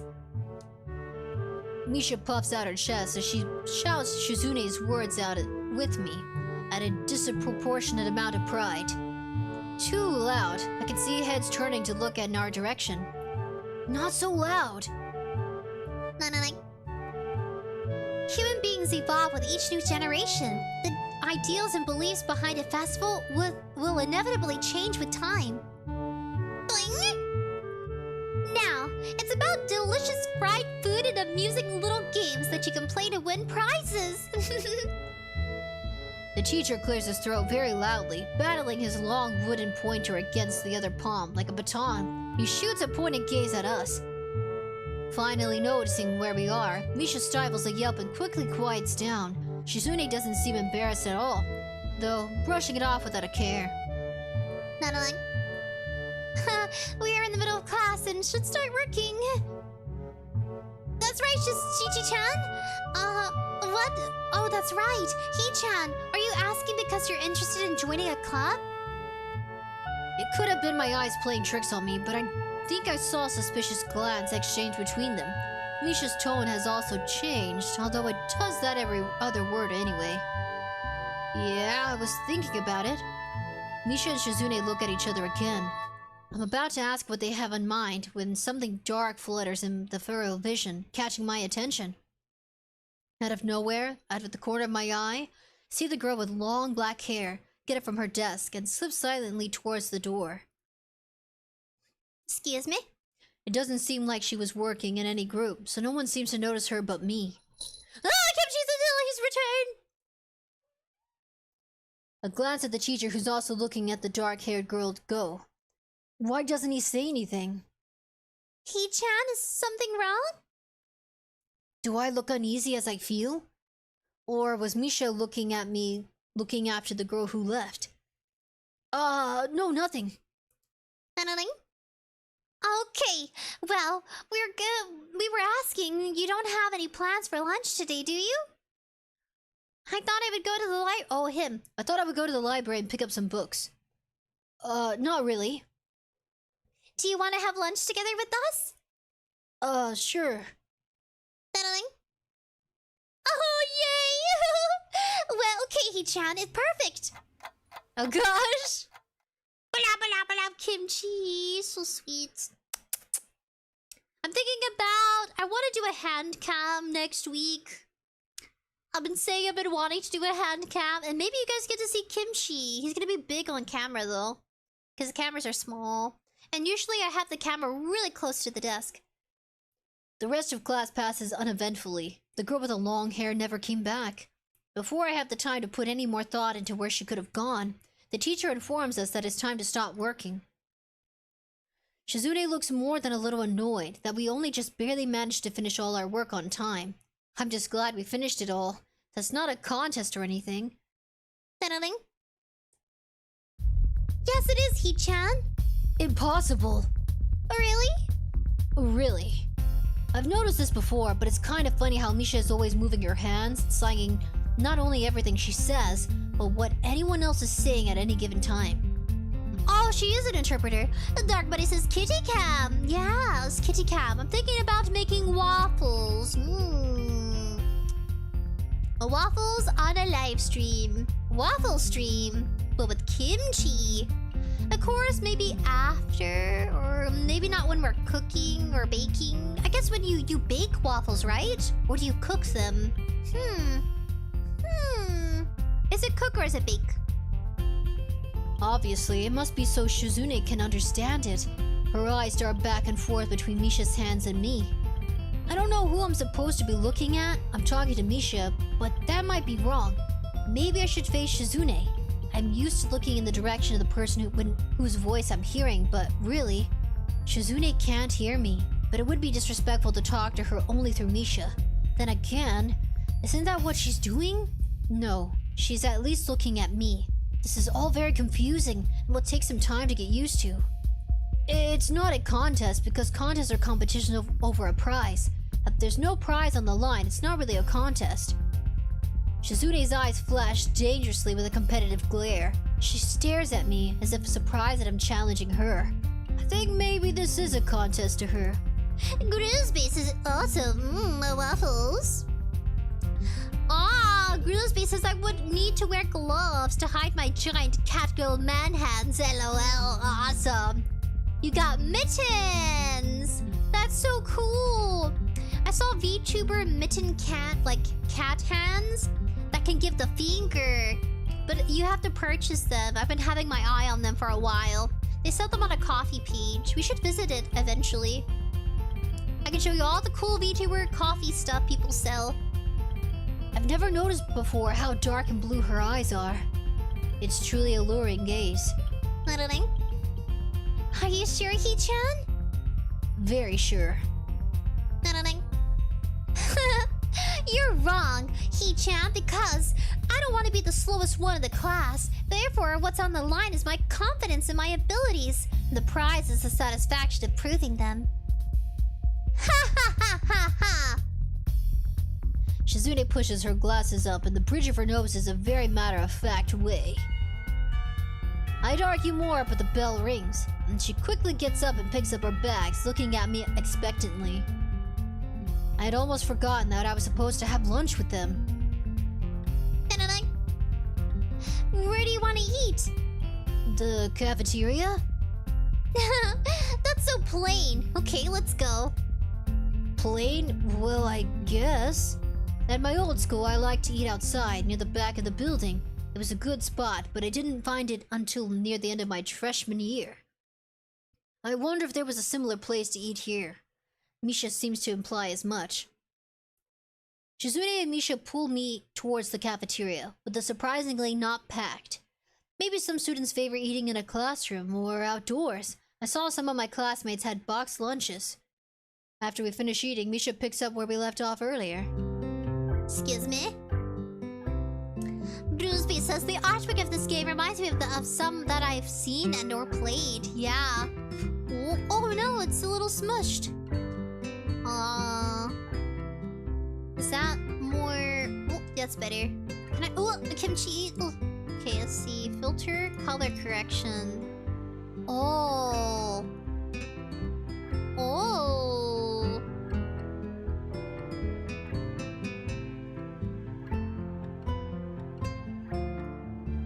I can't tell which one I like better. Oh. This is the hue shift. That's better. Now she's more bubblegum pink. There you go. Yee. So Hee-chan, you wanted to know about the clubs and stuff, right? Right? Right, Hee-chan. Okay, I guess it makes sense to ask first. Exchanging little nods of confirmation, they turn to face me again. Misha straightens to her posture as if she's about to deliver a speech. Hee-chan, do you have anything you're really interested in? I used to play soccer, but I'm not really into it. I don't follow the teams of players or anything like that. As of late, I usually just read a lot. There's a book club, right, Hee-chan? Right, but it seems like they have all the members they can possibly have right now. Sorry, Hee-chan. It's a really popular club. Okay, but more to the point, Hee-chan. Does this mean you don't have anything else already in mind? Not really. Good, great. That's great, Hee-chan. Really great. Sorry, I just have to make her sound a little awkward. Why is it so great? No reason. Well, He-chan. Other than clubs and the upcoming festival, there is one other thing. Student council. I see. Didn't know the school had a student council. That was very melodramatic setup, though. Just to tell me that. I'm pretty sure the two of them know this because Shizune looks a little embarrassed about it, and Misha's laughing. Shizune quickly retakes control of the discussion and a manner of speaking. After all, it's still Misha who has the voice, whatever she says. Right. He-chan, maybe we should join the student council. They should use more people, yes! Definitely. You should definitely join. Why? Well, for one, we can hang out every day, He-chan. Shichi-chan and I are both in the student council. Actually, Shi-chan is the president. Huh. I'm starting to get the suspicion that Shizune and Misha might not exactly be the most unbiased people to talk to about this. As if reading my mind, Shizune quickly adjusts her glasses and signs something to Misha. Of course, we're not trying to get you to join just because we would obviously benefit from you joining the student council and therefore have an incentive to try and get you too. So, you're admitting to that, No, we admit nothing. I mean, He-chan, of course, it would be nice if you joined. We'd appreciate it. Patrick, Blue Star! I hope I can watch the stream for long, but I need to wake up to the reality I need to work. Oh, okay, buddy. Thank you for calming. You can always revisit live stream when it's over. But even without all that, joining the student council shows a healthy interest in the workings of one's school. Yep, it's true, He-chan. Besides, don't you want to spend more time with us after school, He-chan? I'm salivating out of excitement. This is really... I like the story. I really feel like we're in isekai world. Patrick Blue Stars is just goodbye for now. See you next stream. See you, buddy. I can't tell if she's just being genuine or if this is just really good at acting. Both of them seem to be trying hard to look their cutest, although they are already pretty cute to begin with. Well, So it's settled then. Welcome to Student Council, He-chan. What? No! Aw, C-chan. Of course it wouldn't go so easily. Yep, that's right. Though it would be boring if we went that smoothly. Oh well. Suchi-chan owes me candy now. You were betting on it? Hey, my life is not a game here. Suzune seems very intrigued by this when Mishi signs to her. The aggressive glint returns to her gaze. Oh, that's interesting, He-chan. Let's play a game. That's not what I meant! Wow, about rich man, poor man, He-chan. If you lose, you have to join the student council. No, absolutely not. Oh, why not? Well, because you two both have the same incentive and therefore the same goal, which is to get me to join student council, right? Yep. Yeah, that's my goal. But what this means is that both of you can team up and I'll be at a clear disadvantage, so I'll have to decline. He-chan, I'm very offended. Are you saying you don't trust us? And that we pulled something so disingenuous? That makes me sad. Sorry? It's hard to tell where Shuzune's influence ends and Misha's thoughts begin. In order to atone for hurting a young girl's feelings, you should definitely join the student council. No! How about a game of paper football instead of rich man, poor man? Paper football? Yeah, it's a game they played in America. You make a paper triangle, and then you try to shoot it past the goalpost that the other player has and makes with their fingers. Isn't it cool? It's the ultimate form of competition between two people, He-chan. And it's also played by elementary and middle school children. She-chan? That means it's a game that really separates the boys from the men. More like the boys from the slightly older boys. Anyway, I'm not gonna play that either. Just the fact that you know about it means you're probably surprisingly good at it. Yeah, that's true. How did you know, Hee-chan? Shizune frowns at Misha, telling me that she probably wasn't supposed to admit that so readily. I wouldn't say that I'm happy with their attempts to get me to join the student council, but I'm a little curious about the student council, what they do here. I've never been on one before, or even know anybody who has been a member, so it interests me. I also kind of like Shizune and Misha, so maybe it wouldn't be so bad. Okay, Hee-chan, how about Risk? The game of world domination. I don't know what that is. It's really fun, Hee-chan. You fight for control of the world with armies and everything. Sounds like Shizune would be good at it. If you want to play, we can go after school. Really, Shi-chan? We can play just for fun, Hee-chan. Shi-chan hasn't played in a long time, so if you want to, there are no strings attached. Well, okay. Okay, perfect. We'll see you right after school in the student council room, then, Hee-chan. Wait, why there? Because that's where we keep the game. I grimace to tell them how much I do not like this, but it's more of a show than anything. So in the end, I agree, but only after getting Shizune to acknowledge that I don't mean anything concrete, just by accepting to take a look around and play a game with her. Lunch ends, we go back to class. During afternoon classes, the long-haired girl comes back and sits down in her seat without a word. Maybe she went to the nurse's office for like a treatment. Again, no one seems to notice, or if they do, no one says anything. I want to ask Misha about it, but I don't want to be nosy. 𝑩𝒆𝑽𝑬 says your ... needs to be my ringtone. Oh, that's cute. My ... My ... Really? Would you think... Wait, hold on a second. You can go on a live stream and take take a caption and make it your ringtone? I've never done that before. I'm curious. If someone took a caption in my live stream, I wonder what their ringtone would be. Ring, ring, ring! Wake up the phone! Ring a ring, ring, and a ding a ding ding! I like that. Just imagine. The most cringiest thing I've ever said in my lifetime as the ringtone.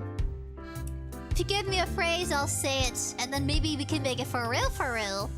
After school, Shizune and Misha quickly find me by the first door lobby and latch onto me, covering each flank and ease, in case I might try to escape. I feel a little offended, but I've been considering it. Nonetheless, I'm a bit disturbed that enough people have made a break for it in the past that they're on their guard. What's with the escort? This doesn't make me feel very comfortable. In fact, it makes me feel like a dangerous prisoner being transported to his cell. 𝑩𝒆𝑽𝑬 says, when you read ... Oh, it's awesome! Oh, really? Oh, that's so cute! Ah, ringtone! I'm so flattered! I have a flattered emoji. I'm flattered! That's so cute! What's wrong, Hee-chan? That's right, we're just gonna go play a game of Risk, remember? I don't know, Misha. This all seems a little sinister to me. I start thinking of when we sit down to play the game. They'll tie me down and torture me until I agree to join student council. They have like little demon horns and like little devil pitchforks with like in the background. Typical anime scene. Well, that's highly unlikely, but still, for some reason, it just seems like it would be so plausible.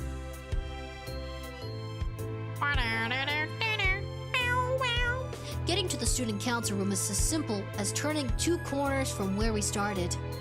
What? That's it?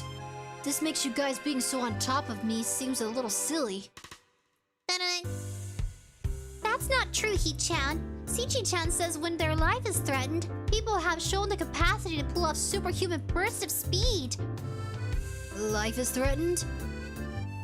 Her expression unchanging, Misha signs something amusingly to Shizune, who makes a baffling face and puts her hands behind her back, looking pleased with herself. Misha feigns deafness and hums cheerfully. Stop that! I know you heard me. You have no excuse unlike Shizune.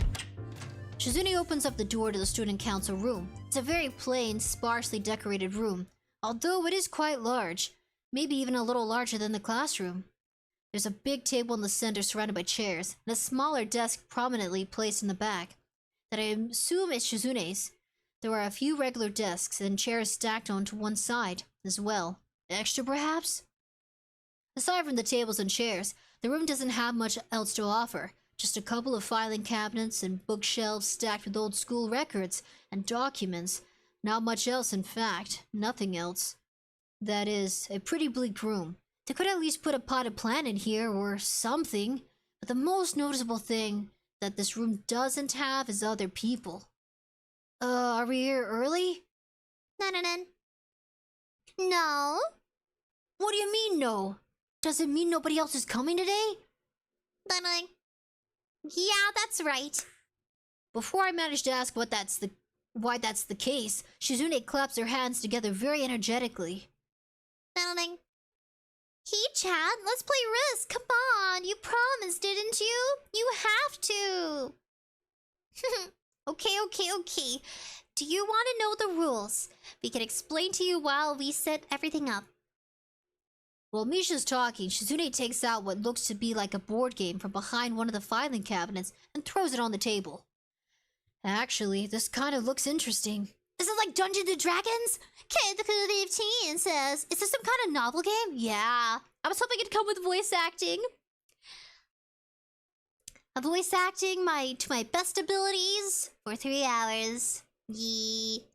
After Misha spends a little too long for her liking running through the basics with a somewhat vague and confusing tutorial, Shizune cuts in and declares the game has started with a decisive motion, slicing her arm through the air.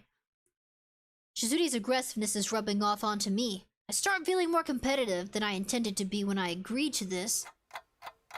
Dungeons and Dragons! Dungeons and Dragons! Halfway into the game, while I try to ponder how to defend against Shizune's assault from 2 fronts, she breaks my concentration by drumming her fingers on the table to get my attention. He-chan, Sichi-chan wants to know that you are taking too long to make a move. Sichi-chan also says that she will let you keep Australia if you agree to join the student council. I thought that this game was no strings attached. Just the fact that she would dangle that over my head as an offer means that she knows I care about the outcome of this game. And anyway, no! Sichi-chan admires your fighting spirit and would be a benevolent dictator who will spare your people if you agree to join the student council. You're so competitive, Shizune. She seems to take this as a compliment. I would have expected the student council president to be a little bit more monogamous. Monogamous? She doesn't seem to know what the word means or how to sign it, so she pulls out a piece of paper and writes it for Shizune, who in return signs it back to Misha. Misha presses her index finger against her temples as if trying to physically imprint the word into her memory. Suddenly, Shizune bursts into a fury of gestures. Misha looks daunted by the pace of her heated signing. Signing? Ah, wait! Please slow down, Shichi-chan! Kichi-chan! Shichi-chan says you're gonna lose. Tell her I'll crush her world empire with my rebellion. Okay. Those eyes of hers shine like childhood mischief. She says you have no chance if you keep playing like this. No, you won't. Time to save!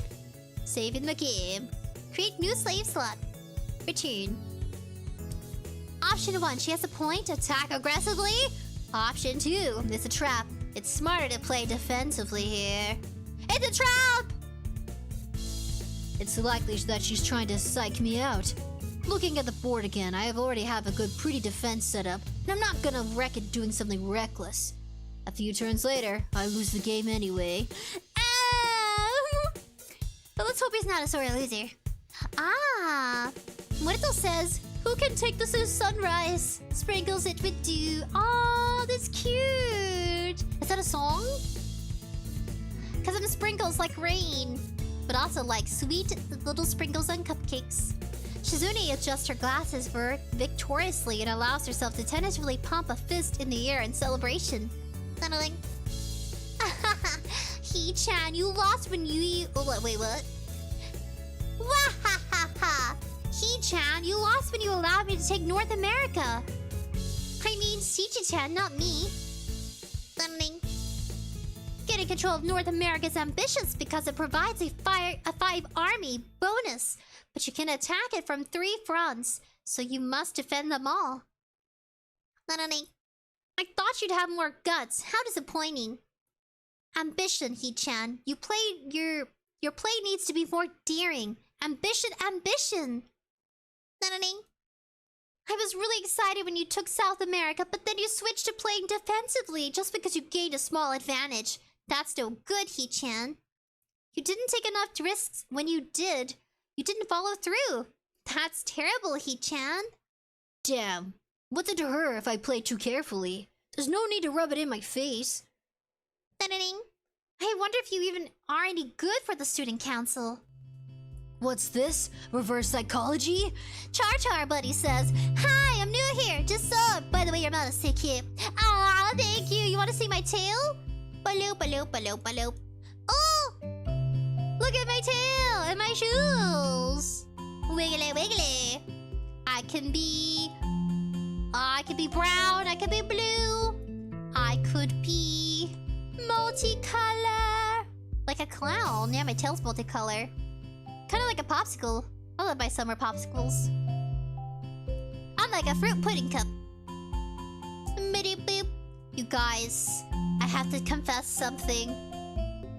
Sometimes I go online and I look at other models and I have this horrible urge to be like, ooh, clicky. They do have some free models you can try out. I did that at the very beginning of my VTubing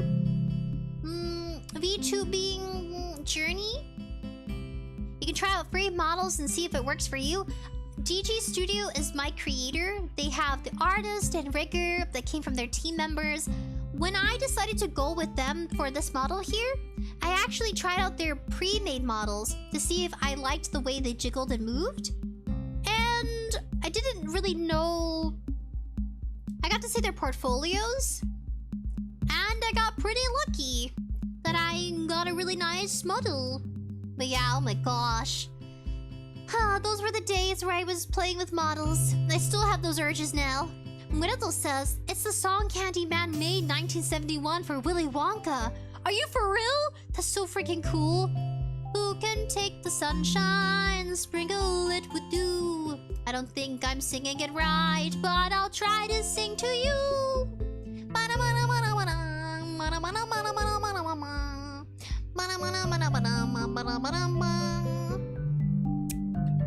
I guess I don't have to worry about joining or not in that case. Giving up just like that? I expected more out of you. Seriously, is Shizune trying to taunt me into joining the council? Besides, I don't even want to join. It's only my 2nd day. I can't make that kind of commitment. I haven't even taken a look at any other clubs yet. And these two, they're just a little weird. Fine, I'll consider joining the council, but I want to take a look at the clubs before I decide. Really, He-chan? You're not just saying that to make us feel better? Yeah, I'm just not sure I want to. Aww. Okay, He-chan, but we're not going to give up so easily. You said maybe. There's still a chance it'll come around. Come on, we could really have fun. We could play more Risk and maybe one day you could beat me. Unless we graduate before that.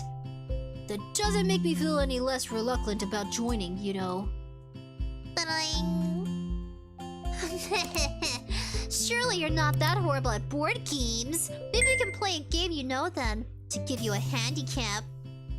I might have said that just to make you feel better after all. Oh, that's cold, He-chan. Take a glance at the clock on the wall and realize I spent far longer playing Risk than I expected. Sorry, I think I have to go. I wanted to go to the library. It's not closed yet, is it? Shizune scratches her head and gestures at Misha. How hard can it be to determine whether the library is open? There's a clock right there on the wall. Maybe they don't know how to read non-digital clocks. 𝑔𝒚𝒊𝒂 says, I would like to go 2D, but I'm not so attached to my... But I'm so attached to my 3D model since I made her myself. I may get someone to remake her in 2D one day. That's a clever idea, 𝒚𝒊𝒂. Almost like grilled cheese, 𝒚𝒊𝒂. You know, I actually had made my own first 2D models. There's one tutorial where I'd show her off. She was a Diner Dasher girl with pink hair and green eyes. Did I make a pink-haired character? I guess this one here is pink-haired, kind of like the one from my Diner Girl 3D Dasher days. And then I had a little weird pixie-looking girl. She looked like a blue Papa Smurf. I didn't know how to customize skin tone, so I made her super pale. And she had blue hair. She had blue hair kind of like this. Oh, not that one. This one. She had blue hair like this. And I think her eyes were also green. Originally, I was supposed to be a rabbit. Gotta stretch. And then... Oh, I got so dizzy. Oh, I got dizzy from stretching. Oh, blood pressure. Oh. And then I went from rabbit to fox because I used a 2D model. So I went from 3D to 2D. So I started with 2 3D models. Both I customized myself. And then the 2D model, the fox lady, she was pre-made. And then I thought, you know what? I love rabbits. But because I'm using a 2D fox girl, I want to keep consistency. But even now, I'm tempted to transform and take on many forms. I'm so addicted to models. Especially the pre-made ones. You just want to try them out. But you're still you. Yeah, but sometimes your model does change how you effectively interact with your audience. Sometimes the model fits your voice and sometimes it doesn't. That's the hardest part about having a customized model.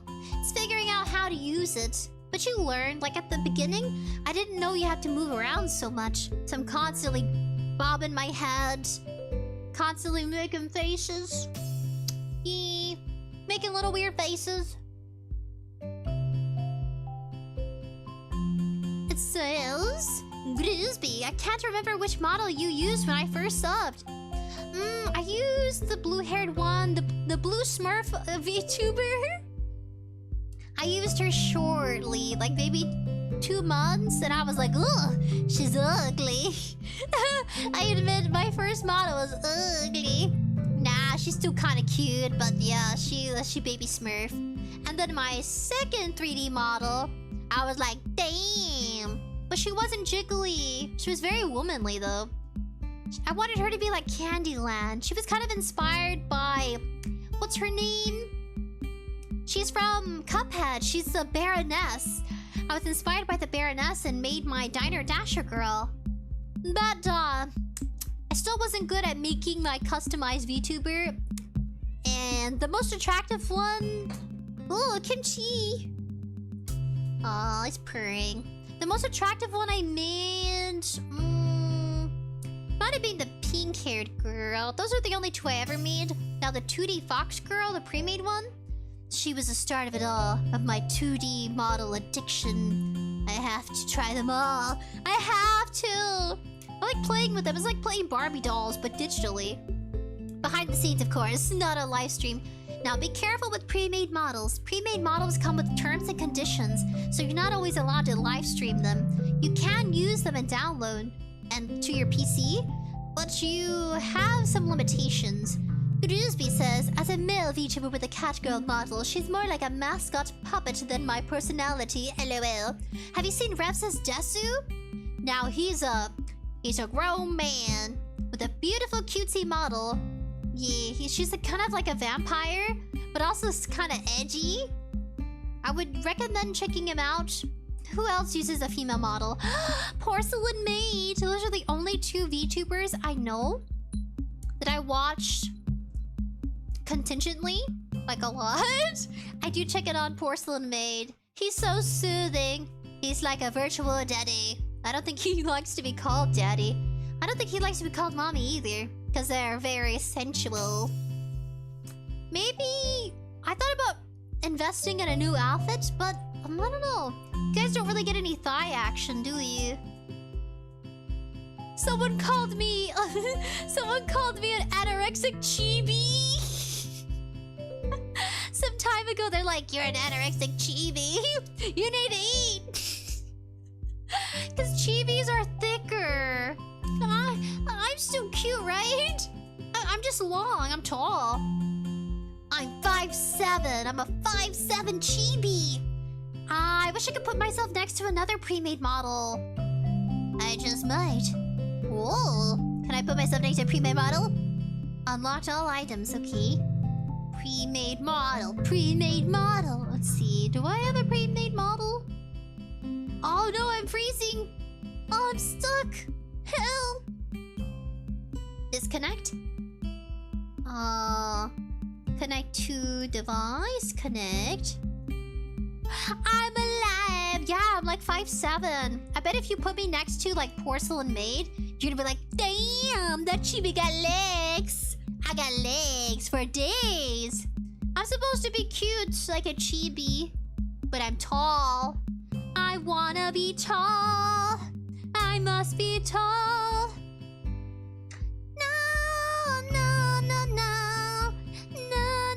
I do got legs, right? This is kind of accurate. In real life, I got a short torso and long legs. Oh, Dark Buddy says Depressed Nasagi also has a female model currently. I want to see. Thank you for announcing it. You know what? We're gonna put a pause on this game, and we're gonna do an hour of I gotta save. We're gonna pause.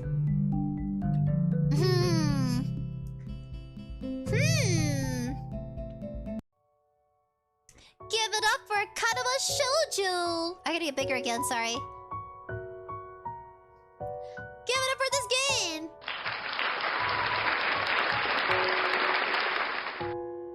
Ooh, it updated! It has a sticky note of him holding his heart because he has a congenital heart. Very cute game. If you guys want me to continue, we'll come back with a part 2 if you like it. I'm really digging it, especially the music. I'm crossing my fingers we don't get any copyright issues.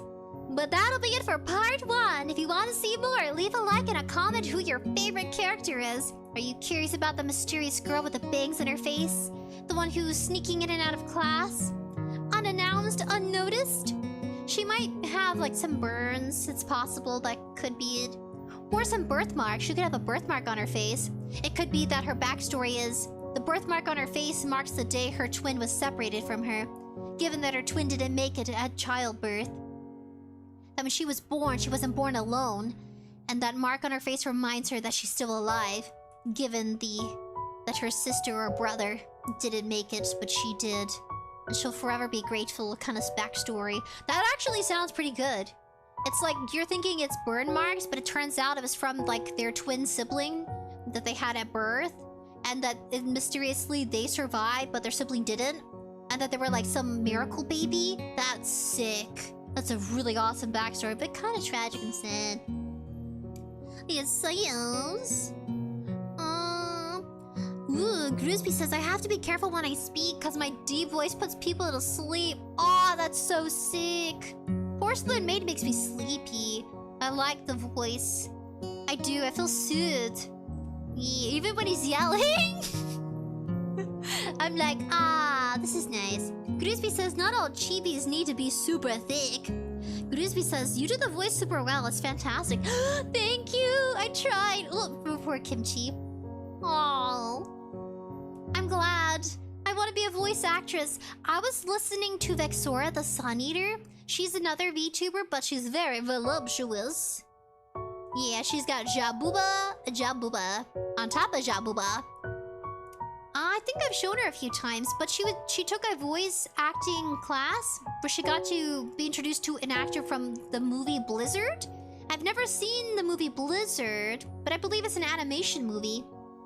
So one of the voice actors from that one of the main leads, was introducing the class to beginners, intermediate, and they explained, it doesn't matter what voice you have, it matters how well you can act and make it believable. And that's the aspect of how vulnerable you have to be So if you voice a line where you're crying, for example, you have to genuinely put that feeling into it, so that way it's authentic. Because you can be like, boo-hoo, boo-hoo, or you can actually start crying. You know, for one of our RPGs that we've done, I don't know if it might have been Mad Father. One of the playthroughs of Mad Father, when what's her name? I forgot. Alice? No. Ali? No. I forgot her name, but the main character from Mad Father? What is her name? I can thinking of the image of her character and I'll remember instantly. Well, she cries a lot, actually. She gets emotionally overwhelmed knowing about Aya! Thank you! Someone used telepathy and they're like, not Ollie Sprinkles. It's Aya. Like A-Y-A, but I was thinking Ali. Like Prince Ali, Prince of Ali, Prince of blah blah. Wow, wow, wow, wow, wow, wow, wow, wow, wow. One day he's not gonna be protected by what is it, copyright, like a Mickey Mouse and Steamboat Willie. They're gonna forget to copyright Prince Ali. And then he'll be pregnant with ideas like Mickey Mouse. We reacted to an animation about Mickey being pregnant and about Minnie having so many freaking babies and she was hiding them in the walls. It ended with Mickey Mouse eating his children. Because it's said that mice, when they're overwhelmed, they eat each other. You know, my siblings had mice. And it actually did happen. They had little pink babies. And my siblings were like, oh, they're so cute. And they come back after school and they're like, where happened to the babies? They ate the babies. It soils. I caught up a chat. But do you guys want to go check out other videos? I really like this game. Katawa Shoujo. Katawa Shoujo. Beep. Beep. I can just censor Corgi so I can prepare the stream. Bloop. Oh, that's too big. Oh, no, it's perfect. I like how bored and exhausted he looks. Man, I feel that way in the morning. I'm just like, I feel like a zombie in the morning. I'm so dehydrated. 𝑩𝒆𝑽 says, that sounds disturbingly interesting. Oh, which one? Wait, what did I say? What did I say again? Oh, about Mickey Mouse being pregnant? Yeah, he was. He was pregnant, super pregnant. You guys, I think I reacted to it on the last stream. We were watching some crazy stuff. Oh, wrong one, not this one. This one. This one. Okay, we're gonna go to... We gotta go see Drunk no Sage. 𝑗 says Angry Birds Chuck. I love Angry Birds. They're so full of life. Depressed Nasagi. Why did I say drunk Nasagi?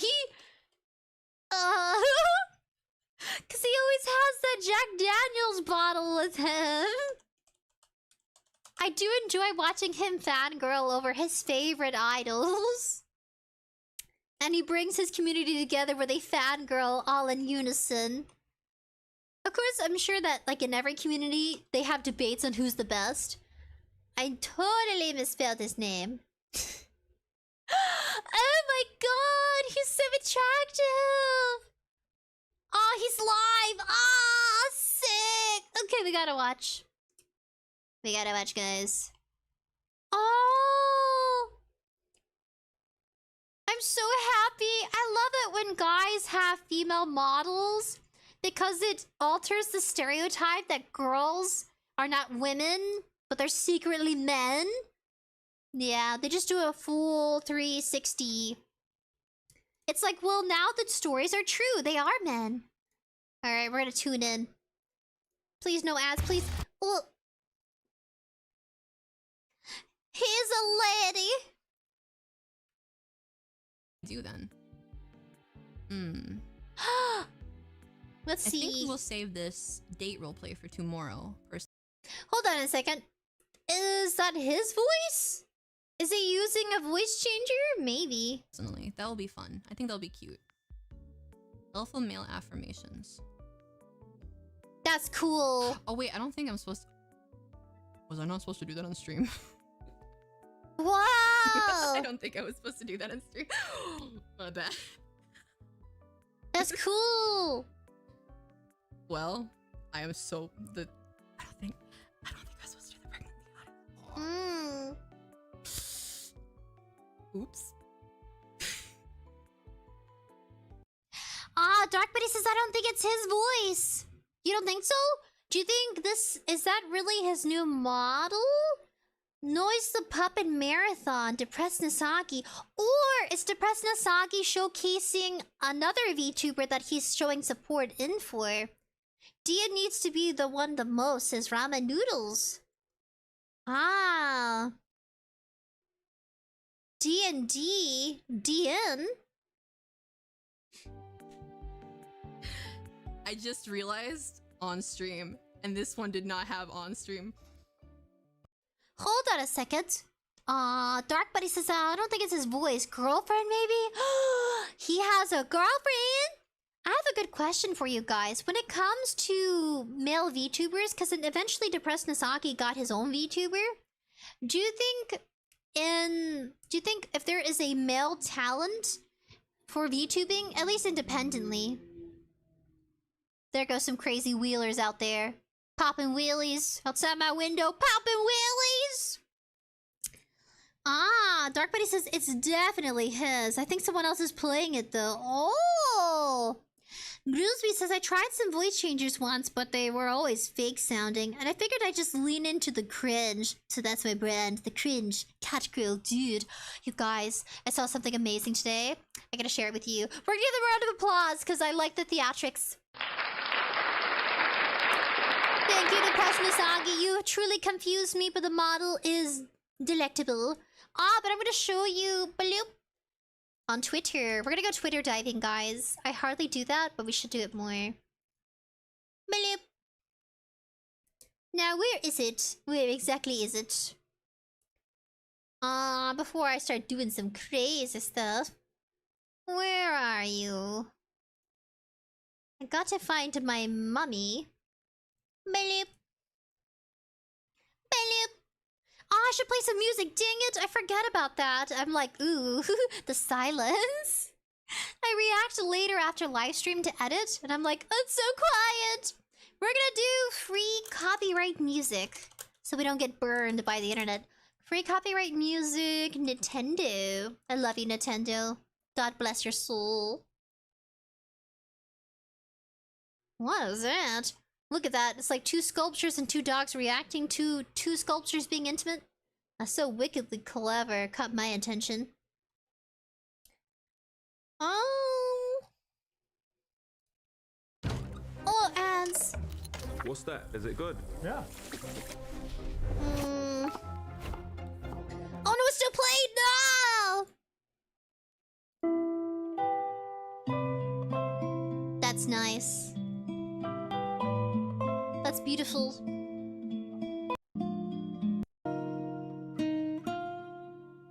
Is it too relaxing?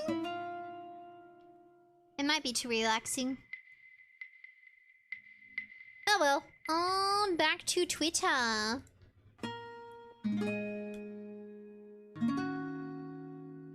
Cleared my throat. 𝙤𝙀𝑻𝑒 says, into Twitter, the bowels of the internet. Yes, into the depths of the internet. Yeah. This... Oh, thank you for the sub and the follow, buddy! Aw, so cute! I love that Jiffy. DG Studio was my creator. That's right, they have artists and riggers galore. And these... I can't play the music cause of copyright. No, shh, shh, shh. So these are other models they've created for different content creators. They have a long list. Oh wait, where's my creator? My creator is this one. Right here. You see 124 listing? That is the creator of my model. I want to get a new outfit someday, but I gotta hold my horses because it's expensive. They did work with me on a budget because I can't afford a 5,000, 8,000 model. But I won't tell you the exact number, but it wasn't anything like that.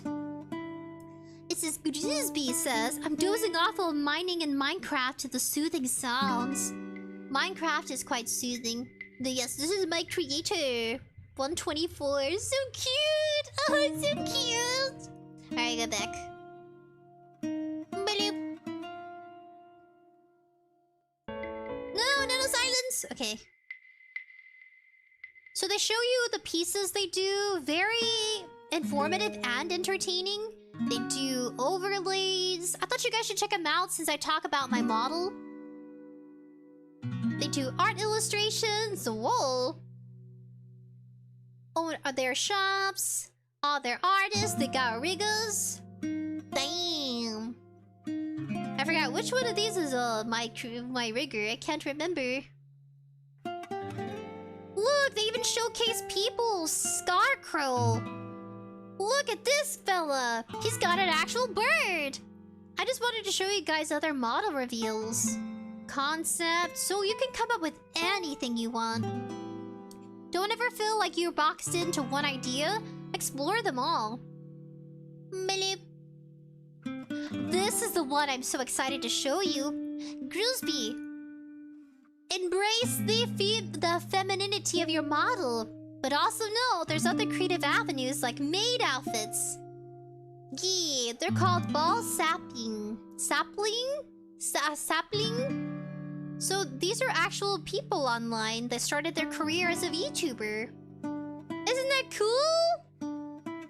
That's pretty cool. I was like, whoa, they're pink!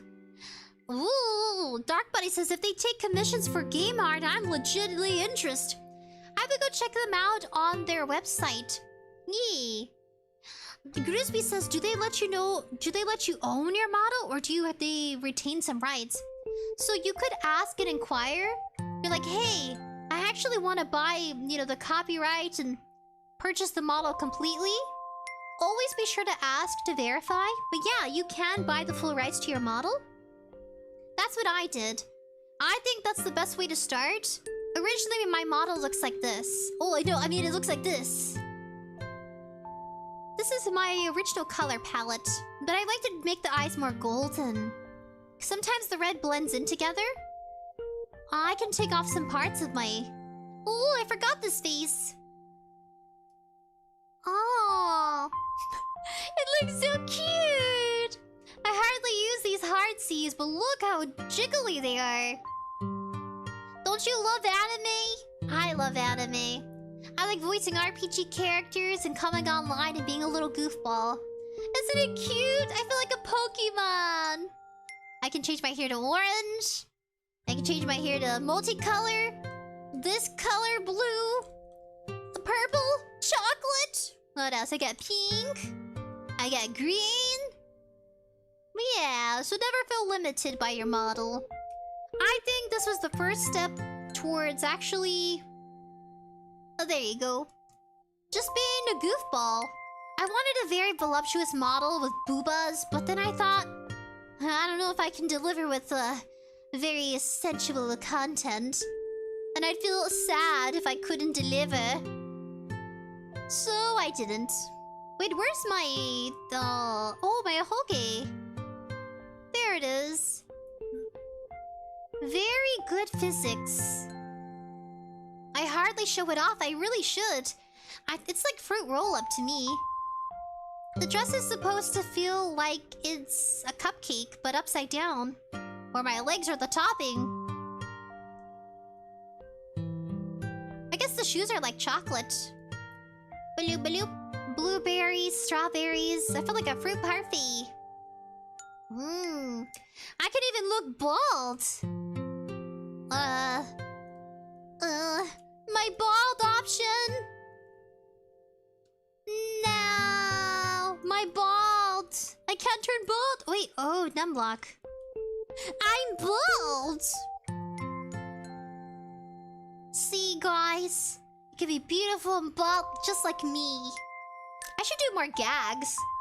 Oh. Bald. My eyes, it's shiny. I love my shiny bald head. There it is. Whoa, what is that? I don't know what that is. You saw nothing. Let's see, I can go back to... There we are. That's so big. So he's a maid, I'm a maid. You can be a maid. You know, I haven't seen a dragon maid in a long time. I would love to see a dragon maid. I'm sure they're out there somewhere. They even got Queen Okami. She is young Sakura princess animal. Whoa. You got their animation, gun spinning. Edgy. You got people who are using their models here. I don't know if this one's pre-made or if it was custom-made. This is debut 2024, model reveal. She has the infinity sign. Then you got Siren of the Sea, so blue. Whoa. Whoa! Little baby Clammy. That is so cool. Oh, I'm in the way. Oh, they got too big. Get tiny. Look at those eyes. Whoa. Dark Buddy, let's see. I caught up a chat. What do you think? Isn't that cool? Then they also got this doggy girl. She's kind of like a corgi, but I could be wrong. Ooh, she has sharp teeth. Ah, she's threatening us. Whoa. It even tells you the artist and the rigger. This is what I do when I have free time. I just start looking at people's models and admiring them. So I thought I'd admire them with you on stream. She kind of reminds me of... It's never good to like compare VTubers. But when I look at her, there is no resemblance whatsoever. But she makes me think of another doggo. Maybe not announcing... they're really good to watch though.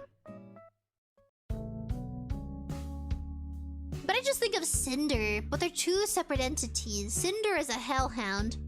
It's the brown hair. After a while, VTuber models, they favor. It's artwork. But, I don't know. No, the eye star is very distinctive. I like the little leaf on her head. Oh, I don't think you guys can see the little leaf. The little leaf! Aww, so full of energy. Dark Buddy says she's kind of like Koroni. Ah! This one or this one? Oh, you mean this one? Whoa, so sick. Oh. Infinity of time. Whoa. Fun fact, I wear glasses in IRL. I also wear glasses. Let's see. Can I pull out some glasses here? Glasses.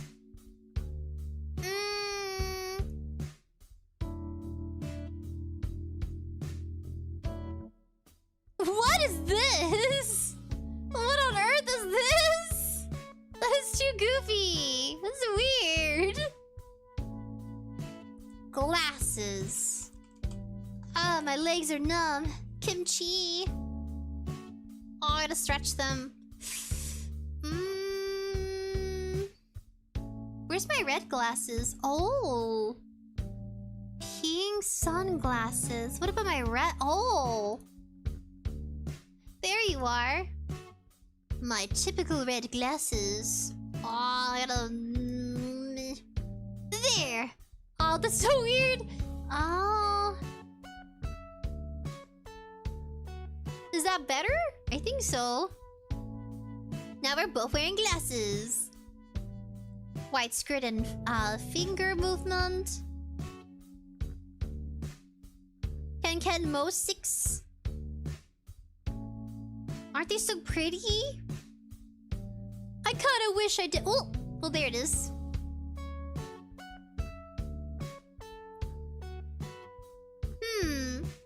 This is Evie. Says, hey, Sprinkles. Hello, buddy. Dark Buddy says, the dog girl, Koroni. Oh. Like a big... You mean this one, right? Let's see, the dog girl, Koroni. Really? Oh, Koroni. Is it from Hololive or the independent VTuber Koroni? Look at T. Oh. Whoa. So the artist is 106 and the rigger is 28. You guys, they go all out with their models. Maybe someday I can be a much older and more voluptuous version. That's what I'm tempted to do, but it also could change the atmosphere, and I don't know if I'm prepared. I'm sure that VTubers who are very curvilicious have to consider the kind of like the chat rules, a time when to, a time when not to, and to be more accepting of that kind of attention, given that their model's very festive. Oh, she got wine. Got hand holding. Woo, spiritualize. Oh, so he's like a Raid Tamahashi. He's got a ghoul in his eyeballs. Whoa, I just think of Ben 10. A little bit of Ben 10. Head whip. Grandmaster says, that app, do you use it for VTubing stuff? There is 𝑣𝑏𝑟𝑔𝑒𝑟. There's 𝑣𝑏𝑟𝑔𝑒𝑟 will connect to 𝑖Facial mocap. They're two separate applications. 𝑣𝑏𝑟𝑔𝑒𝑟 is on Steam Engine, and iFacial mocap is like an Apple app. So you have to consider what device you use for VTubing and the PC. So if you have an Apple PC, you're probably gonna need 𝑣𝑏𝑟𝑔𝑒𝑟 to connect to your Apple iPhone. But if you have a Windows, you could also use Apple iPhone. I'm sure there's even Meow something. Meow. That's another application. I'm so butchering it. What is it? There's different applications you can use without using an iPhone. And it can connect to YouTube Studio. I forgot what it's called. Evie says, check out Yami Quinley. And Dark Buddy says, yeah, she's one of the Hololive OGs. Kuromi. This is kind of my favorite. This is the Sleeping Bunny. I like that it's pastel and colorful. But still flamboyant. Grandmaster says, meow mix. Ah, the cat food. Ah, meow, meow, meow. Meow, meow, meow, meow, meow, meow, meow, meow, meow, meow, meow. Those cat commercials. I swear they're like in the back of my mind forever. I want to react to that. Oh, kitty. No biting. Oh. He wants my attention. Whoa. This is what I do in my free time. I just admire other people's models. Like this one, same artist, same VTuber, but different years. 2023 and 2024. So the artist eventually gradually gets really good. They started out with like, it's to me, 2023, this kind of model from that year, pretty badass. They just improve slowly over time. Ooh, leather. And so does the style and the expression of the VTuber. VTuber D-Bun I0705. They even have their male VTubers.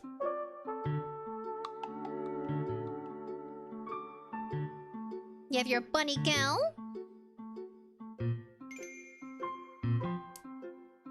Whoa. It's finally the last day. Can't believe it took almost a year to get here. Oh. I like watching people grow. Well, she's a mouse. Design Bakashuda and live 3D and art by KenKenMo6. I got some wingsies. Also good at drawing girls. Ew, she's so punkish. If anybody has ever seen that anime/manga, it's called Nana. It's kind of like the style of Nana. Edgy girl type. You can find a lot of models either for sale or up for auction on Twitter. There was a recent one I saw. I get so tempted to buy, even though I have a model here. If I bought another model with a different design and theme, and I come out playing with you guys, it'd be like, huh? What's up with these new model sprinkles? I have an addiction to wanting to buy them all. It's really tempting. It's tempting and bad, but I wanna. I'm just like so tempted to purchase models. 𝑠𝑗𝑠𝑉𝑰 says, do you sing songs? You sound like you'd have the voice for it. Favorite musical? Huh, my favorite musical? You know what? I think we could. So tempting. Why am I into this? Ooh, I like the backdrop. It's like going through the... Oh, well then, this is kind of like going... Oh, music. The countryside. There you go.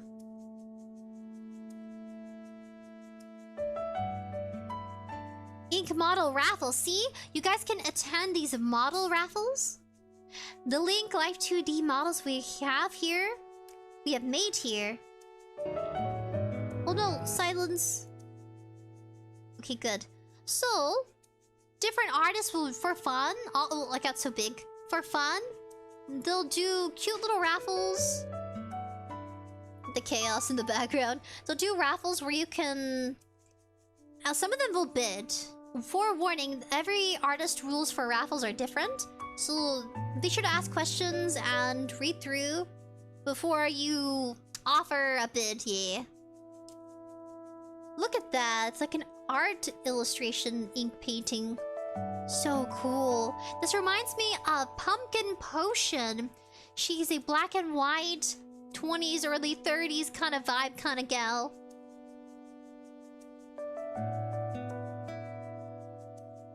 Man, she looks like she's from Genshin Impact. That's cool. It's the art. Whoa. It's the highlighting and the shading. Gorgeous eyeballs. Ooh. Grandmaster says, what kind of model do you want? The kind of models I look for? Oh, sorry, I can see. The kind of models I look for, pretty much any of them. I don't know, I just kind of like, huh. Well, see, let's see if I can find an example that is for auction. I randomly find it in my feed. Go to homepage, please. I like this kind of artwork. Blueberry skirts available below. I avoid weirdest stuff, but my recent eye progress.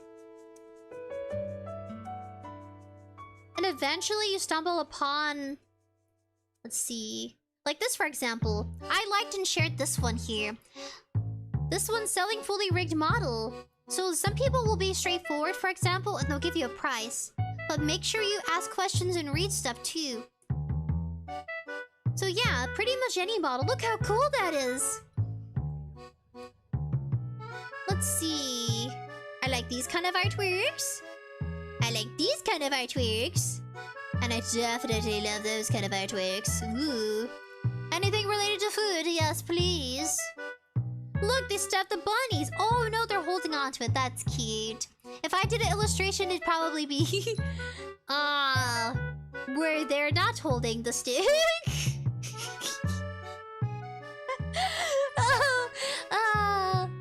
I would draw it more literally. Model giveaway, 400 followers celebration.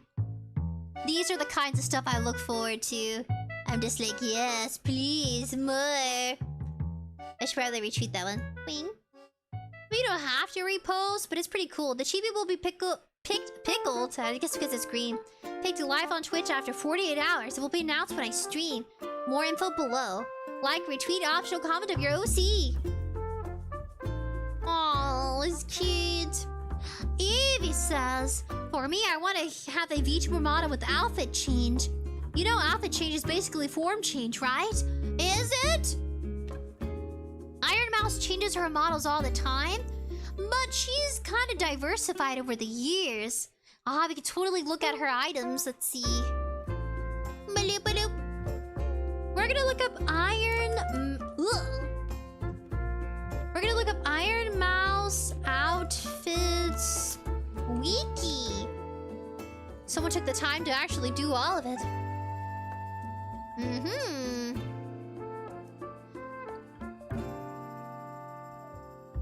Bloop, bloop. Iron Mouse modeling Katama illustration 16th of December 2019. Dang. 19, 20, 21, 22, 23, 24. It's been 6 years. So Ghost Halloween 2020, Nurse Halloween 2020, Christmas 2020, Hair Mod January 2021. Then the 3D model was by Tsunomu. And Season 2 Tiny Queen was Ichiru. So the pink-purple consistency, pink outfits with some black patterns. Urozuri. Then you got demon form, Erichi. Wow. I would click on it, but I'm afraid it would take us out of the wiki. It says, Grusby says, so instead of collecting plushies, you collect 2D models? I can't help it. I get so tempted. I know it's naughty. I know I shouldn't, but I wanna. And I try to fight the urge. Just like the urge for chisme. I think I have the little hand gesture. Where is the hand gesture? I think it's supposed to be bashful.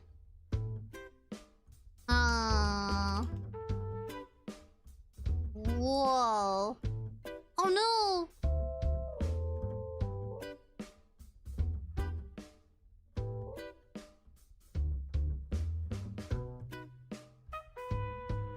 Let's see. Perfect. Okay, we got... Let's see. Sassy? What is that? Oh, what is this? Oh! Sorry. Oh my guys, it just... Oh, I'm trying to set the mood, but I can't. Is it be tinier? Is that better? Oh, that is so better. You have to make sure you attach it to your sternum. Guys, I can't help it if I want to collect models.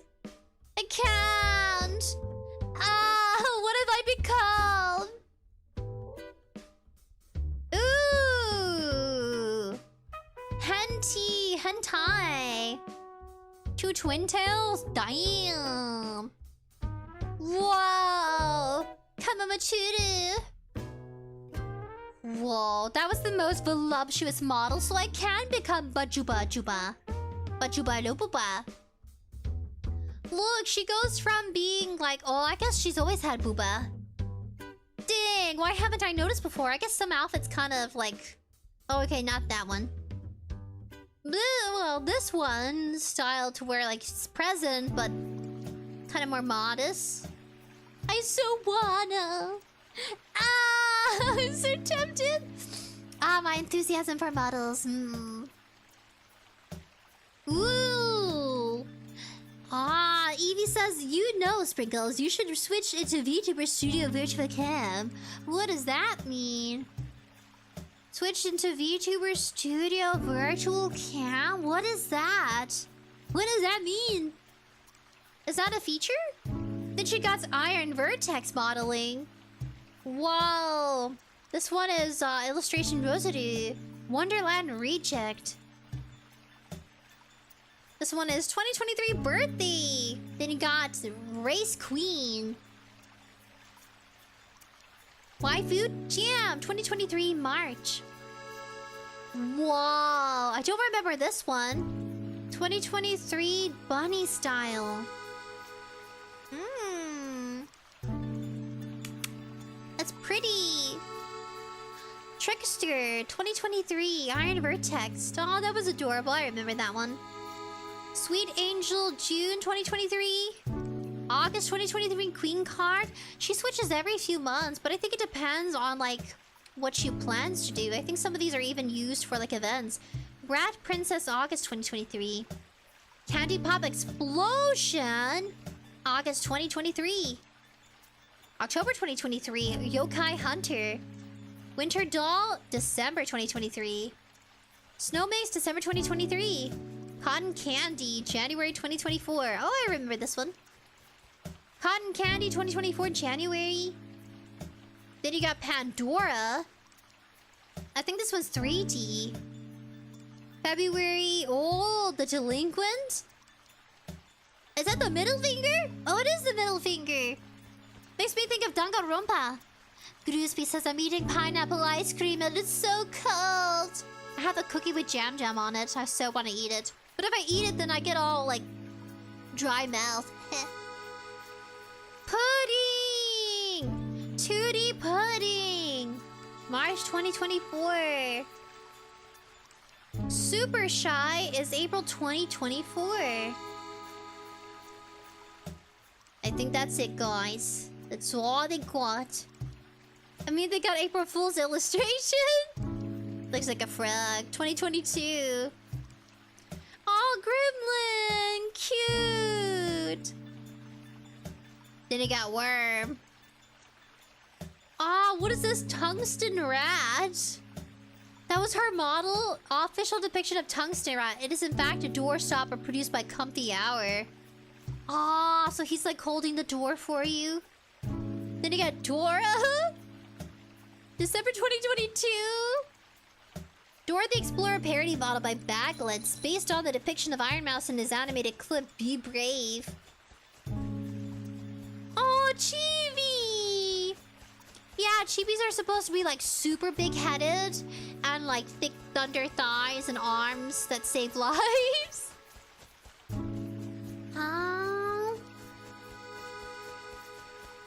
So yeah, this is the goal. Lady. Ah, Bubby. Booby. Skinwalker. It's very punk rock starish. Has anyone ever seen... There's a movie called The Labyrinth. His hairstyle reminds me of The Labyrinth. Let's see if I can find it. The Labyrinth. Movie. Character. The Goblin King. I'm so dehydrated. Let me make sure I find appropriate pictures. Oh dear, oh my! Bloop bloop. Beep. His name is Jareth. Jareth the Goblin King. You come to serve your master. Hold on, I gotta look like a goblin. Come to serve. Oh wait, my hands are not.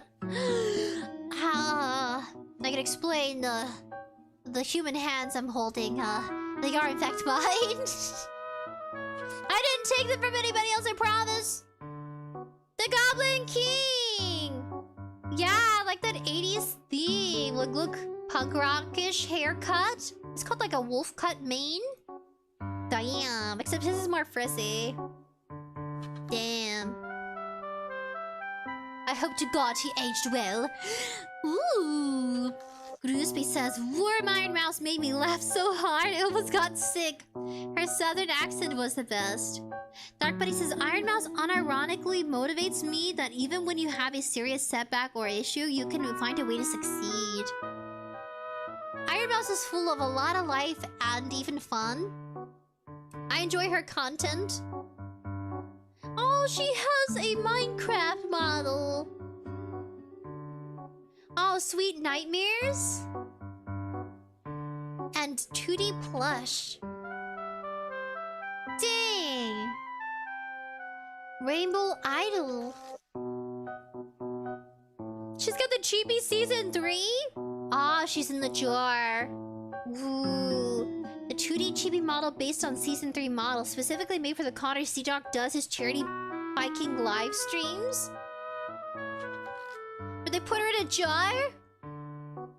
Ooh, Super Satan, January 2022. 3D. Whoa. Groosby 𝑠by says David Bowie the legend. Ah, that's him? The Goblin King. Oh, the worm. The weird Liberian worm. He kind of reminds me of the guy from Howl's Moving Castle, except more wicked. I think this is the original illustration, isn't it? Or is this like a fan fiction kind of... a fan-made item? Probably. Oh, is this one?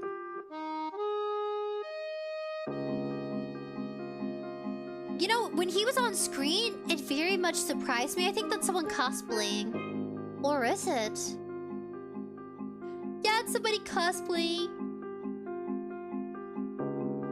You know, in the book, it was a lot different than in the movie. In the book, it was a lot more haunty. But he was trying to take the innocence of this fair maiden. Because he's evil, technically. But because he's like super cool and like hipster for the time, even like now, you're just like, huh? He's the villain? Technically, yeah, he's the bad guy who takes the baby brother. But then she did ask for the baby brother to be taken away by the goblins.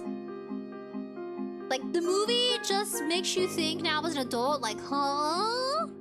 There's some vibes and hints and themes where it's like people are trying to take advantage of her naiveness and her innocence. I watched a recap on YouTube. What is her name? I gotta find it real quick. I really enjoy her content too. I got sleepy. Where is it? Let's see. The Labyrinth. She recently did one. Explained. What is her name? She's so cool. It's not Alice or Gigi. Abbott Frank. Here it is. You guys, if you ever want to go, this is what I do for fun. When I'm into some spooky, creepy lore, I go check out Abbott Frank, Curious and Creepy. Oh my gosh. Why Labyrinth is disturbingly dirty. Naughty. Yeah, it is pretty naughty. Yeah. You got Nightmare Before Christmas, lore and more. Is cosmic horror for kids okay? Why, let's see. Ina, the Madness Explained. What is going on here? The Untold Lore of Hellhounds. Ooh! I don't know what that is, but I think I'd rather not find out. We're gonna do this one. So this is the telling. Well, it's kind of long. Well, it's only 14 minutes, but we have like 3 minutes left. I recommend watching Why Labyrinth is Disturbingly Dirty. It goes into the book in comparison. Yeah, she does some book reading. Boop. She even does Coraline theories. There are Coraline theories that she never escaped the other world and the other mother, and that the ending in the movie is just a soft way to explain that there is hope, but it's not. It's crazy. So the ending in the movie is a happy one, but in the original storybook, it's kind of depicted that she doesn't leave. But there's kind of theories to that. It's kind of open-ended. Harold Body says hi! Hello, Harold! 𝑩𝒆 𝑲𝑰𝑵𝑵 says, you are so energetic, it's refreshing. These days, peeps on here are so loud and obnoxious. You know, I can be a little obnoxious too sometimes. Aw, man. Thank you for the compliment. I try to balance out my work life with my hobby. My work life is very studious, yet to be professional, logical, and my hobby for live streaming, it allows me to express my creativity. So for a while, when I was job hunting and doing some oddball jobs, I kind of lost my drive. Of course, I'll never tell you when, because it'll make me sad. Yeah, for a while, not too long ago this year, I had a change of my career, and it was hard to feel enthusiastic if you were doing VTubing full-time. I would recommend to people, before you do anything full-time, like live streaming, content creation, dip your toes into it to figure out how often you want to. Because being able to have like a work life gives you some aspect of like grounding. Because when you go onto the internet, oh, it's wild. You're drifting, you're floating. So much mama llama drama. I mean, it happens eventually even to your most favorite content creators. Like shout outs about like people dogging each other. But actually, the method behind why people kind of like, they fight for to be heard or they start drama, it's usually because they're trying to build. It's a technique people use. Is it dirty? Is it hateful? It is. Like controversy when people stir up issues amongst each other, for example. That's the way they think they can grow. But it's recommended never to go down that path. You can do VTuber news. You can do... you can do announcements. You can also do helpful self-awareness, like be careful of certain sites, don't get scammed. There's a lot of helpful things you can do without having to play naughty. Because it'll stain your reputation, and then nobody's gonna respect you. It can get that murky. So I like looking at other channels outside of the VTuber community, where people also have character avatars. Like, you can do whatever you want. I think VTubing, because it's so new, the rules and guidelines is kind of very flexible and fluid, but it doesn't change that people try to cause chaos. Oh yes. I tune into that all the time. Ooh, this is another favorite one of mine. Disney Origins. Not tragic enough. I think the story was more tragic than the movie. Yeah, The Hunchback of Notre Dame. Let's see, Labyrinth. Which channel is it? I really like Mujin's channel. Then I also like 𝑣𝒆 There's False ID. There's Lydia Nakazawa. Those are good ones I listen to. There's another one I've been listening to recently. Like, wow. I think because people have an avatar, they get so comfortable voicing even like very strong opinions. And I don't know, I think people figure it out eventually. I never have felt comfortable slandering people online. Oh, I'm getting laggy. I don't know how people do that. Like, I don't have time. I don't have the time or the energy. I'm so lazy. I'm so lazy, I couldn't. I'd be like, I'm so lazy. Okay, I have to pause my model to look at my YouTube. Let's see real quick. I have to go to... Where is she? She's called Hex Juice. Oh my god. You guys, I've been drinking that Hex Juice potion. Hex Juice. I gotta look it up. Let's see. Hex Juice VTuber. I admire how open she is with sharing how she feels. I like that she kind of just says it. I don't have that confidence. So she'll react to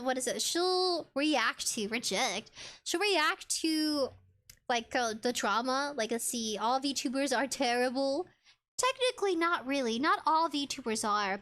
I wish people would rephrase it to like content creators, but then VTubing is a subgenre of content creation. So to be more specific, it's like VTubers, virtual YouTubers. I really like her channel. But we're gonna... Look, I binge watch her at lunch. Of course, some of her videos are like an hour, but I have total respect for the logic she puts into it. She's opinionated, but logical. It's like having... To me, it's like listening to an older sister. My older sister is very opinionated. I think rightfully so, since they're the oldest sibling. So I'm just like, okay. I mean, I enjoy it. I think it's cool. Go check out her channel, Hex Juice. Yee. I don't know if she's a bunny. I think she's... Let me see. You're gonna read it. Welcome. I like to yap, give my 2 cents, and react. I also like gacha stuff. I gotta read. I don't know. She's like a vampire? Bunny? So, she covers it. She's brave. I'm not that brave.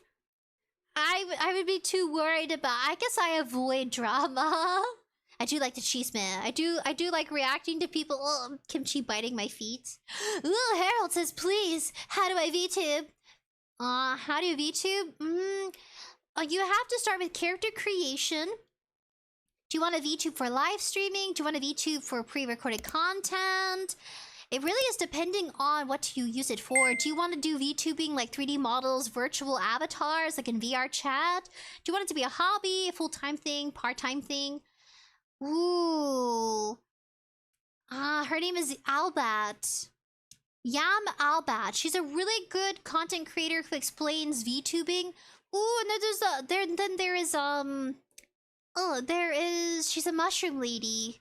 𝑠queegee! 𝑠queegee's really good too. 𝑠queegee, 𝑩𝒆, those are the two I recommend. Sapphire, I recommend a lot. But she is brave. I don't know how she does it. Ultimate VTuber scam. The guide to how to be a VTuber. Yeah, so I sit through it if I want to listen to like an older sister. I mean, it really is like kind of interpreted differently depending on who's listening. Yeah, I recommend checking out 𝐏𝐿. We're running out of time. We're over the 3-hour mark. I'm gonna look up 𝑠queegee VTuber. So if you want to learn how to VTube, I misspelled it. I totally misspelled it. This is not what I'm looking for. No, I'm falling off the map. Where are you, 𝑠queegee? I misspelled 𝑠queegee. 𝑠queegee! Okay. There she is. Okay, guys. If you want to learn how to VTube, whether it's a 2D model, a 3D model, either or, both, check out 𝑠queegee. 𝑠queegee. 𝑠queegee 3D. She talks about design and character creation. Then I'm gonna recommend... I'm gonna open up another YouTube tab. And I'm gonna look up 𝑩𝒆 VTuber. So she... I think I spelled it right. Ooh. Hey. Okay, guys. Let's see. 𝑩𝒆, she'll give you a list of questions. I think, let's see if I can find the video. She has, where is it? How to overcome creator bitterness. Heartwarming tradition of Snow Miku. How to not support agencies that are not good to talents. Always with me. Where is it? Suck at debuts. Introduction. When can you talk about VTuber identity? Doxing VTubers. Here it is. What many VTubers are missing. This video especially on 𝑩𝒆. 𝑦𝑎𝑚𝑎𝑙𝑏𝑎𝑡. So she is a bat VTuber. Oh, like a thing. She's a bat VTuber. I recommend looking what many VTubers are missing, because it kind of goes into the construct of the identity and also the theme of your character and how it also portrays and interacts with your content. You kind of want them to complement each other. If not, it may be a little confusing at first. Not to limit yourself, but also to consider how to organize it, because you can come up with so many ideas and you want to do them all, but you get so, concentrated on some aspects but not all of them. So I guess we could... I knew there was going to be an ad. So she does provide in the description below. I gotta stretch my legs. So let me look with you guys, because we could watch it, but also I want you guys... Oh, I gotta move. Oh, my arms! No, my arms! Oh, there it is. There. Okay. Positioned. Yeah, there. So, in her chapters of what many VTubers are missing, this really helps. This was during the time, let's see, 2023.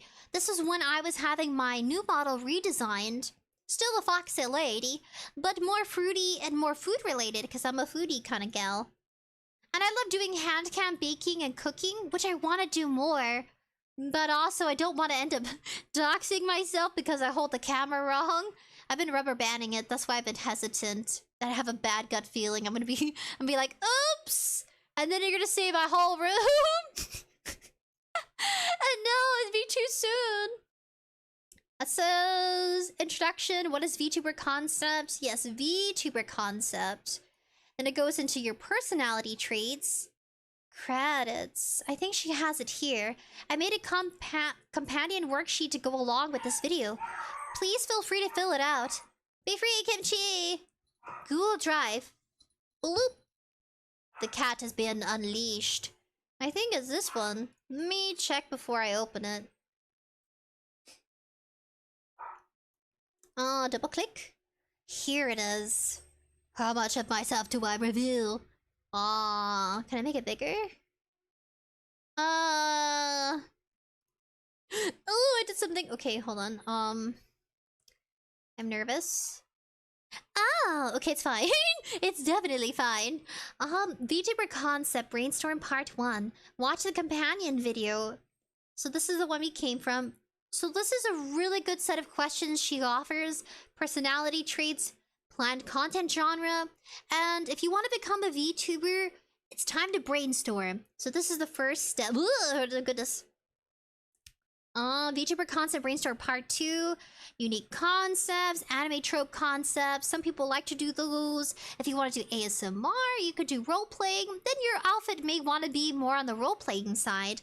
At least something towards... something you'll do more prevalently. I think that's how you say it. More often. Brainstorming concepts, using the formula above. 3 to 5 potential VTuber concepts. So you're narrowing down your ideas. Here's another one. Personality traits, content genre, target audience. If you do ASMR, for example, you're probably looking for 18+. Because if you do E for everyone, you're going to attract negative attention from other communities that are going to want you to have a cap at how old they have to be due to like the safety of youngsters who surf the web and get into all sorts of business. Yeah, they're out there. I've had some people come on to chat. It's very dangerous for anybody out there. Never, ever, ever reveal your age on a live stream. Especially if you're a minor. It attracts creepers and negative attention, and it's not very safe to do that, especially nowadays. People have become really good at scamming other people, and I would hate for that to happen. So for me, I do 18+. Now, do I get youngsters? I don't really know, unless they say they're really young. I had someone come on here and say they were 6 years old, and some people do it for gags, but I take it seriously because of safety. I really don't want a toddler on here. I guess a 6-year-old would be considered a toddler, are they? I think toddlers like between the ages of 2 and 4? I think, yeah, so they're just a kiddo. And I was like, ban. And delete. I'm like, not today. Cause, oh yes, I think even other VTubers I watch, I won't name them because I don't want to like call people out. They also do it for security and safety reasons too. Yeah. You don't want to strict your content, especially if you're not trying to like babysit anybody's kid. Some parents don't really care and they're like, sure, whatever. But I mean, yeah, just for their safety. Something to consider. Let's see. Oh my goodness. Oh, naughty, naughty. Harold, buddy, you're being super naughty. You're spamming. Groosby says she's literally answering you. You're spamming. Evie says, get a Bluetooth webcam. Are those safe? I mean, Bluetooth can be a little iffy sometimes. Well, I'll think about it. Groosby says, I ban all minors. No exception. It's for their own safety. Oh my gosh, I agree. I worry. I don't want a 4-year-old or a 6-year-old coming on the stream being like, I'm 6, I'm 4. That's so like, oh, where's your parent? And sometimes it's just people doing gags, but I don't know, so I do it anyway. They're like, boop, be gone, child! I just send them off to the void of darkness, never to return back to our stream. But this one is good. What many VTubers are missing. And also Squeegee. I think one of my favorite ones, VTubing as a career. VTubing as a career versus a job versus a hobby. Because you got your agency, you got your independent, and you got people who do invest, but more on the side of a hobby, while still keeping their main source of income. I think VTubing as a hobby is always a thumbs up. Because you want to keep your main income without having to worry about if something happens online and chaos or mama drama happens. You want to make sure that you're secured and you can pay rent and feed yourselves, clothe yourselves. Some people can go homeless because of online drama. Oh my gosh, one of the most recent ones was insane. I have to go back to it. I reacted to it at lunch. I was like, 30-minute break? I can have a time for a video. We're gonna go back to 𝐻𝐺 VTuber. It's in one of her very long videos here. Gotta mute. Bleep. It's in this video. Is it? Oh, which one is it? It's this one. Probably have to open it too. Mute the commercial for deodorant? What are you trying to tell me, Google? Sweat protection. I think you're trying to tell all of us we smell.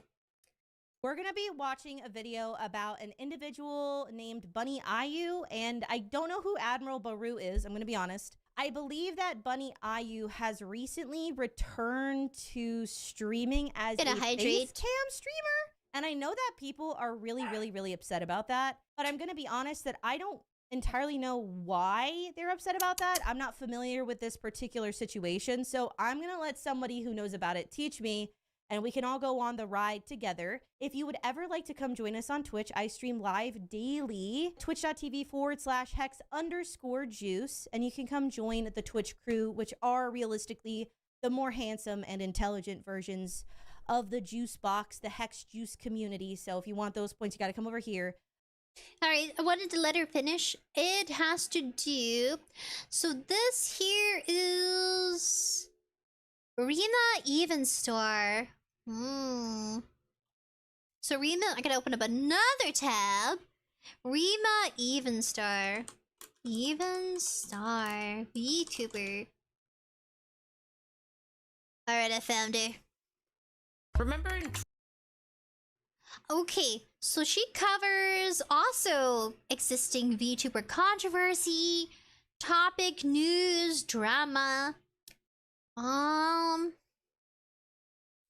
It's this one, backstabbing their way to the top. I really like 𝐻𝐺, but I also want to refer to the video she's reacting to, which would be 𝑣𝒵. So a lot of people said she was a horse, but she came back with a foxy model. So, for example, a short recap is... I don't know their names, I just see their little icons. A short recap is... Some content creators got way in over their heads and went after backstabbing, spreading rumors, even... I don't know if doxing was involved, but it had to do with someone with their business. So they had a small business, for example. And eventually all these rumors destroyed their collaborations, people they worked with, their friendships. They went $20,000 in debt. A lot of money they had to pay back. And it all started from people spreading a lot of hate. I think they could have handled it more professionally behind the scenes. Don't bring it online, do it behind the scenes, especially if it involves someone's livelihood. But yeah, 𝐻𝐺 goes in, like she does not hold back. Here it is. So the person who was being harassed, the person that was being harassed eventually came out and explained their side, that they're overwhelmed. And that's the thing about being online. Prepare yourselves to come into contact with all sorts of very ballistically insane behaviors of people, because they're hiding behind their little icons. It can get pretty sinister. Yeah, so make sure it's not something you're completely living off of. Always have a job. And I know that's not desirable sometimes. You get into the content grind. You want it to be a full-time thing. But really, honestly, my best suggestion, of course not legal advice. No, I can't give any legal advice. That's what I do, because if anything happened, I don't want to really be in a situation like this. I think it starts right here. Where is it? I think it does start right here.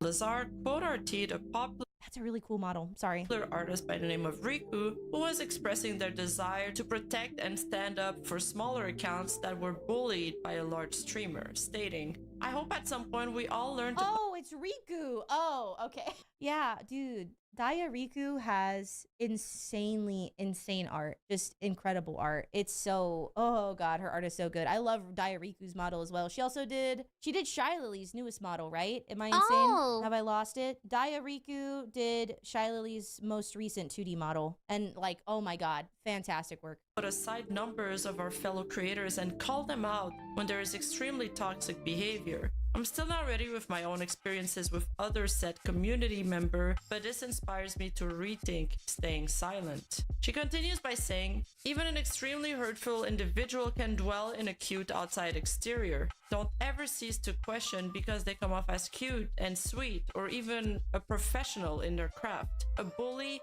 is a bully is a bully." Yeah, this is her new model. This is her channel, Rima. Even star. She's a foxy lady. I think she has like a jester vibe going on with a little crown. It says, 𝑔𝒆𝒊, have you ever done collabs? Collabs? I haven't. I don't know if you should meet in person or if you should do it in a chat room. But there's also, you gotta be careful with being doxxed, because that's what happened to Kenji.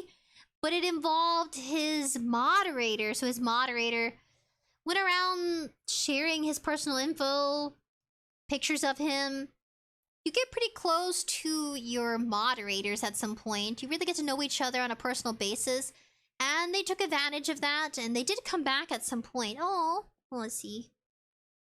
Oh, Kimchi. Let me see if I can pick him up.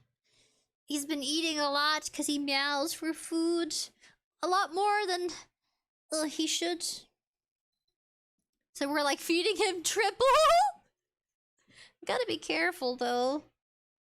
He's still a kitten, so he's still growing. He's not too chunky. I'm sorry, BB. You're not too chunky. I cut his nails recently too.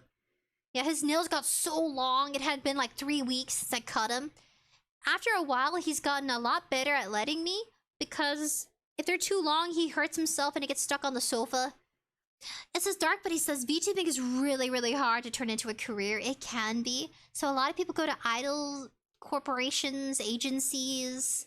I still recommend applying, but just make sure you read what you're signing up for, the contracts and stuff. And if you get an interview, whether they pick you or not, always ask for their advice or suggestion about how you can improve as a content creator. Remember, VTubing is content creation. Sometimes VTubing feels like it's stuck in its own hemisphere, but remember, there's so much more you can do. There's other things I want to explore too. I want to take time to do video essays, reacting to my favorite movies, but probably on a separate channel. A lot of time and video editing would go into it, but that's something I've been curious about, especially my favorite shows or animations here on YouTube. I would like to do a 𝑩𝒆𝑽𝑵, but I did a Has-Been Hotel. It was with my previous Smurf model. So it was a cute little cat blue Smurfy color character. Very terrifying to look at. She is quite a... Yeah. If I could show you, actually. How do I show you? If I go back to my channel... Oh man, I'm so sporadic. Ooh, we're gonna go back to my channel. Aw, where are you? Gonna go to my very first. Oh god! Oh god! Alright, we all start somewhere, right? So let me show you. Aw, so cringy. Okay guys, are you ready for the cringiest thing you've ever seen? Drum roll, please! Are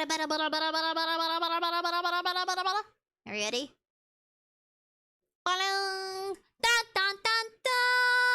That was my first VTuber model. I know, shocker. Do I have a sound effect?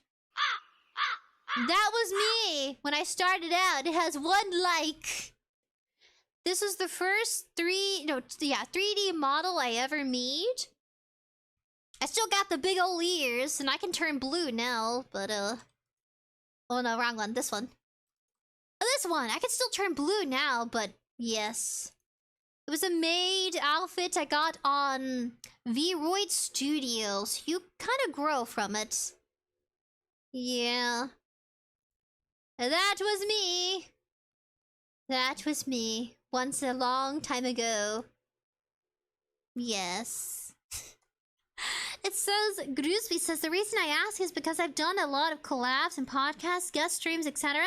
I was just curious if you ever considered doing one. I'd love to feature you on my channel or podcast. Oh, thank you. That's very sweet. I keep thinking if I want to stay organized and on top of my VTubing, I would need a manager. Because I don't know how to schedule stuff or things like that. Someone to prep talk me into like, alright, Sprinkles, you're going to do this. And they're going to ask probably questions like this. And here's some stuff for you to review. And if you don't know how to answer, then, you know, practice some things you could say. But yeah, this is how I started. Yeah. Pretty cool. I know. It's like, huh? What? Yeah, that was my first model. Then my second model, if I go back. Can I go back? Go to my channel, go to my really old live stream. Oh no, that's too far back. Go to my video. Ah, oh, this one. Oh. I shouldn't have any ads or nothing like that. Okay, so this is... Oh, what was that? Oh. I clicked on something. Alright. Drum roll! There it is. That was my second 3D model. Sprinkles.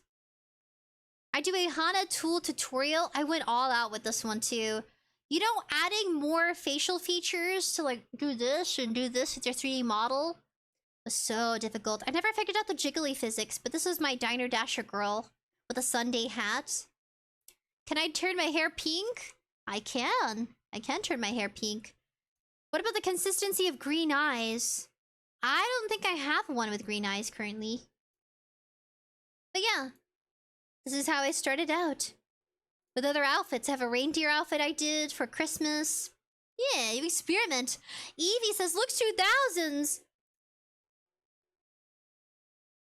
Yeah, this was a long time ago. So this is with blend shape. So if you guys have 3D models and you're trying to figure out how to use HANA tool, I do have a tutorial with Unity.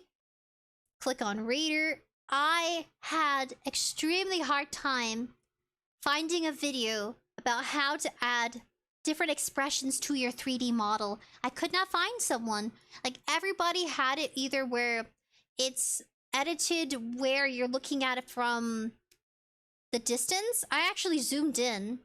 Hold shift for the objects. Took me several tries. Which applications you need. How to import it. Because some of these right here, like, some of these blend shapes, they're in JP. Where is it? So, for the most part, when you open up the application for Unity, it's going to be like this. And it's super confusing to get to this point. So, I enjoyed actually spending time in this. Like, VRM converter to VR chat. Pretty cool stuff. But yeah, 𝑣Tuber, I recommend her. 𝐏𝐿. If you were looking into VTubing, 𝑦𝑗𝑚 specifically what many VTubers are missing. And then from here, 𝑠queegee. I recommend VTuber Design. VTubing as a career. Those are really, really good.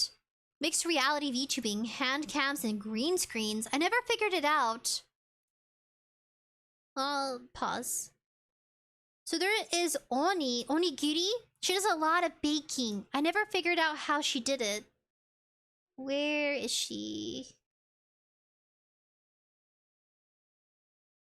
If I can find her.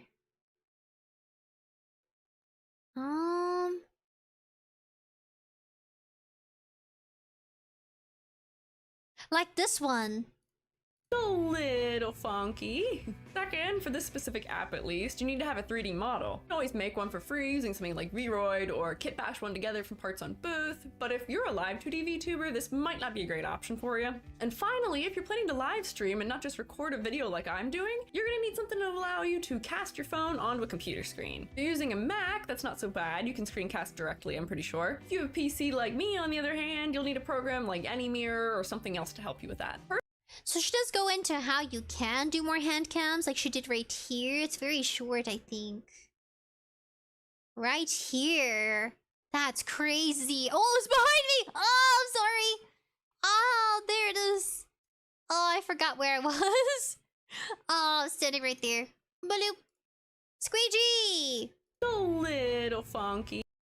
So she's using several applications. She explains which devices to use. Go check out this one for green screens. It says, yay! However, she got some support. 𝑦𝑗 doesn't need a manager since he handles things on his own. Oh, 𝑦𝑗.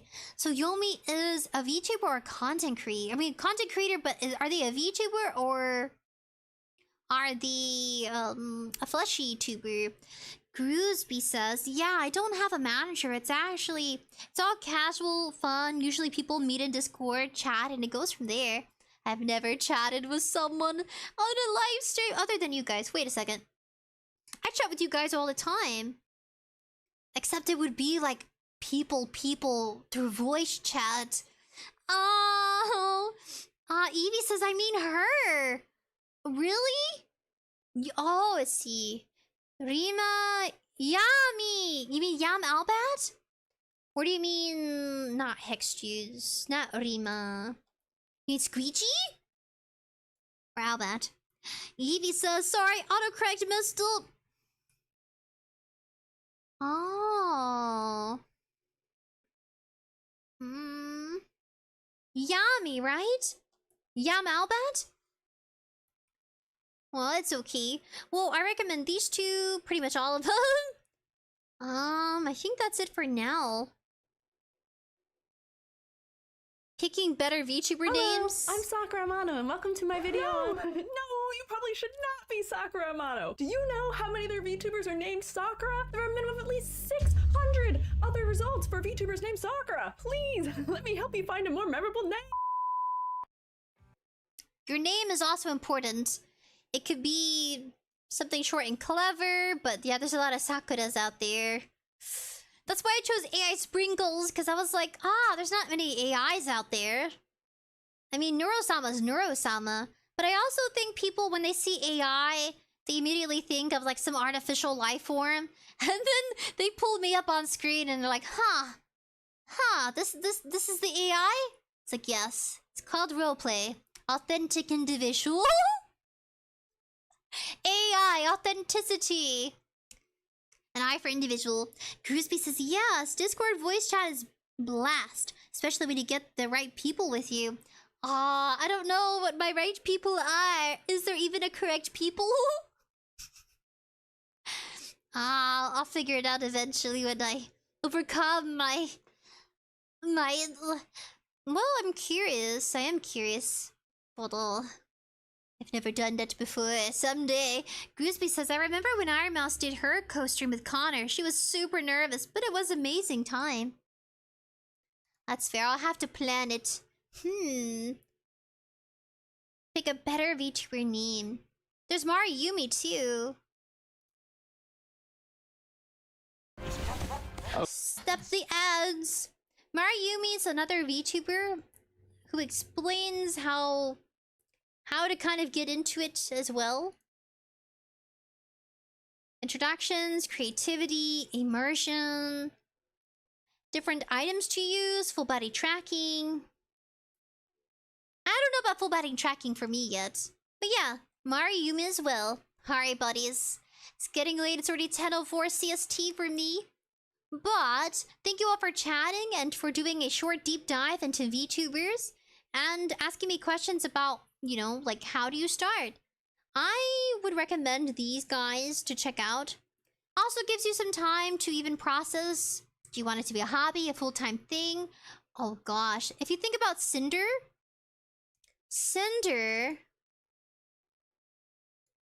Cinder, I had mentioned her before. Oh, I misspelled YouTube.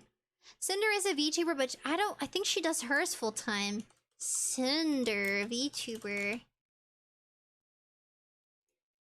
If I think about what I remember on her content, when Cinder first started out, she had a music video. And it blew people out of the water because it was very seductive, edgy, cool. Go to her videos. I think there are playlists. And we can go to her music. Oh, please. Oh, I don't want to get copyright. I want to say this was her first very cover. This was a year ago. I'm so glad I was able to get this done for you within a few weeks of hitting the stream goal. This is my first real musical endeavor, so I hope you really enjoy. Thank you so much for your overwhelming support. I wouldn't be here without you. This was a year ago! Cinder, how long has Cinder been on? I just see. Do I know? I can't play the music due to copyright, but I can show you the captions. So her audience is, you know, hellhound lovers.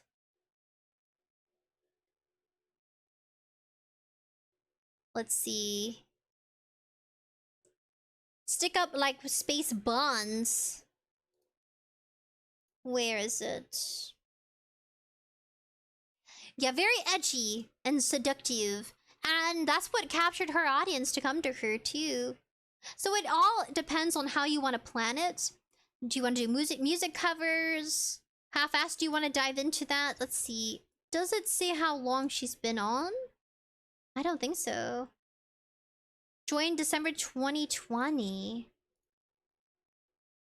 1 year ago, my first stream. So she's been on here for like almost 2 years? And she's at 290k subs. So I want to say everything she did was planned, organized, and make sure it's fitting to your genre and something you're comfortable with. She was comfortable with making an edgy, super seductive song here. Her first one. Gotta mute it. The CPR. So if this is the kind of content you want to make, that's also something to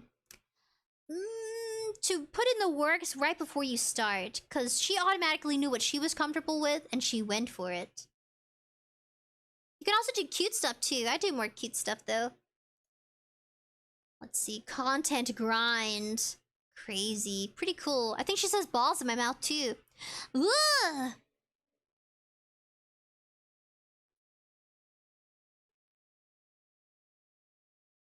𝑩𝒆𝑽 says, would it be okay if I gave you a shout out on my channel? I have some viewers that I think would love your content. Yeah, sure. Let's see. Bloop, bloop, bloop. All these little tabbies are taking over. That's fine. We have our buddy Shinzo. I think his wife, yeah, because he got married. His wife does content. There are channels on Discord you can join where people do shoutouts. I think even some agency VTubers have a channel for shoutouts. But the thing about people who have agency that are with an agency, whether it be 𝑣𝑡uber, HoloLive, they have somebody who is managing their accounts. I have seen all sorts of, yeah, I don't know if I could manage Discord if I did it to be that elaborative. For now, until I get a social media manager, because I manage everything, I can't take in it, because I don't know if you guys know, but Mr. Beast had a scandal where one of his employees was talking to minors through Discord, and that's the only reason why I have my strict rules for Discord, or I haven't opened it up so much to where anybody could just, I have chatting, I have anime, I have song recommendation, I have game recommendations. Everything is pretty simplified, nothing too extravagant or too personal. I think that's what I'm avoiding on Discord because of what happened to Mr. Beast. I think it could easily happen on anybody's platform, which is why I try keeping it very simple. That's my biggest fear, is not being aware if something happened. And I do have rules and guidelines, like on YouTube, Twitch, Discord, anywhere where people can chat and hang out and socialize. I try monitoring, but most of the time I'm at work. So that was terrifying to hear. That somebody on his team was talking to someone who was underage. And it became more public later on. I forgot their name. But that, oh my gosh. And then people came out. That's scary. And to think it was all related to what he built too. And it's not that he's always on Discord, right? Or like he was that self-aware. I feel like you try as a content creator, but there's only so much you can do. And that is terrifying. That's what terrifies me about like group community open chats where it can get personalized with like socializing with people. That's why I try my best to catch minors. And I tell people not to reveal their age. Just be careful. Because I mean, it's, you know, not something you want to put out. Because then you can get the wrong attention kind of thing. And so Evie says, night everybody's peace and love. Evie says, you can try to trust some people like me and others around. I know. I'm so new to everything. And on the drama I've seen, the scandals I've seen. I'm so cautious. Groosby says, I mean, recommend you to my YouTube viewers. No, not on Discord. Oh, no, that's fine. I was just talking about how sometimes just like, I wish I had someone. I wish I had team members, but we're so little. I don't have to worry about that now. Yeah, those are just things on my mind. I have deep dived into online scandals and dramas so far. It's affected my thinking patterns. Dark Buddy says, it was also his best friend. That's gotta be horrible to find out that your best friend, Mr. Beast, his best friend, was doing some shady stuff on their Discord. That's sad. And I think that didn't add... It added more flames to his whole other scandals too. Gosh. The internet is so weird. Why can't it be peaceful and beautiful? Why can't it be nice with flowers and friendly people? Why does it have to get weird? But not the good kind of weird, like the grody weird, like what happened with him and his best friend. Poor guy. Alright guys, peace and love. Take care of yourselves, and I'll catch you next time. I'll catch you Saturday. I'm gonna eat some donuts on Saturday, hopefully. Maybe I'll post the donuts. They're really cool and edgy. Alright guys, peace and love, and I'll catch you next time.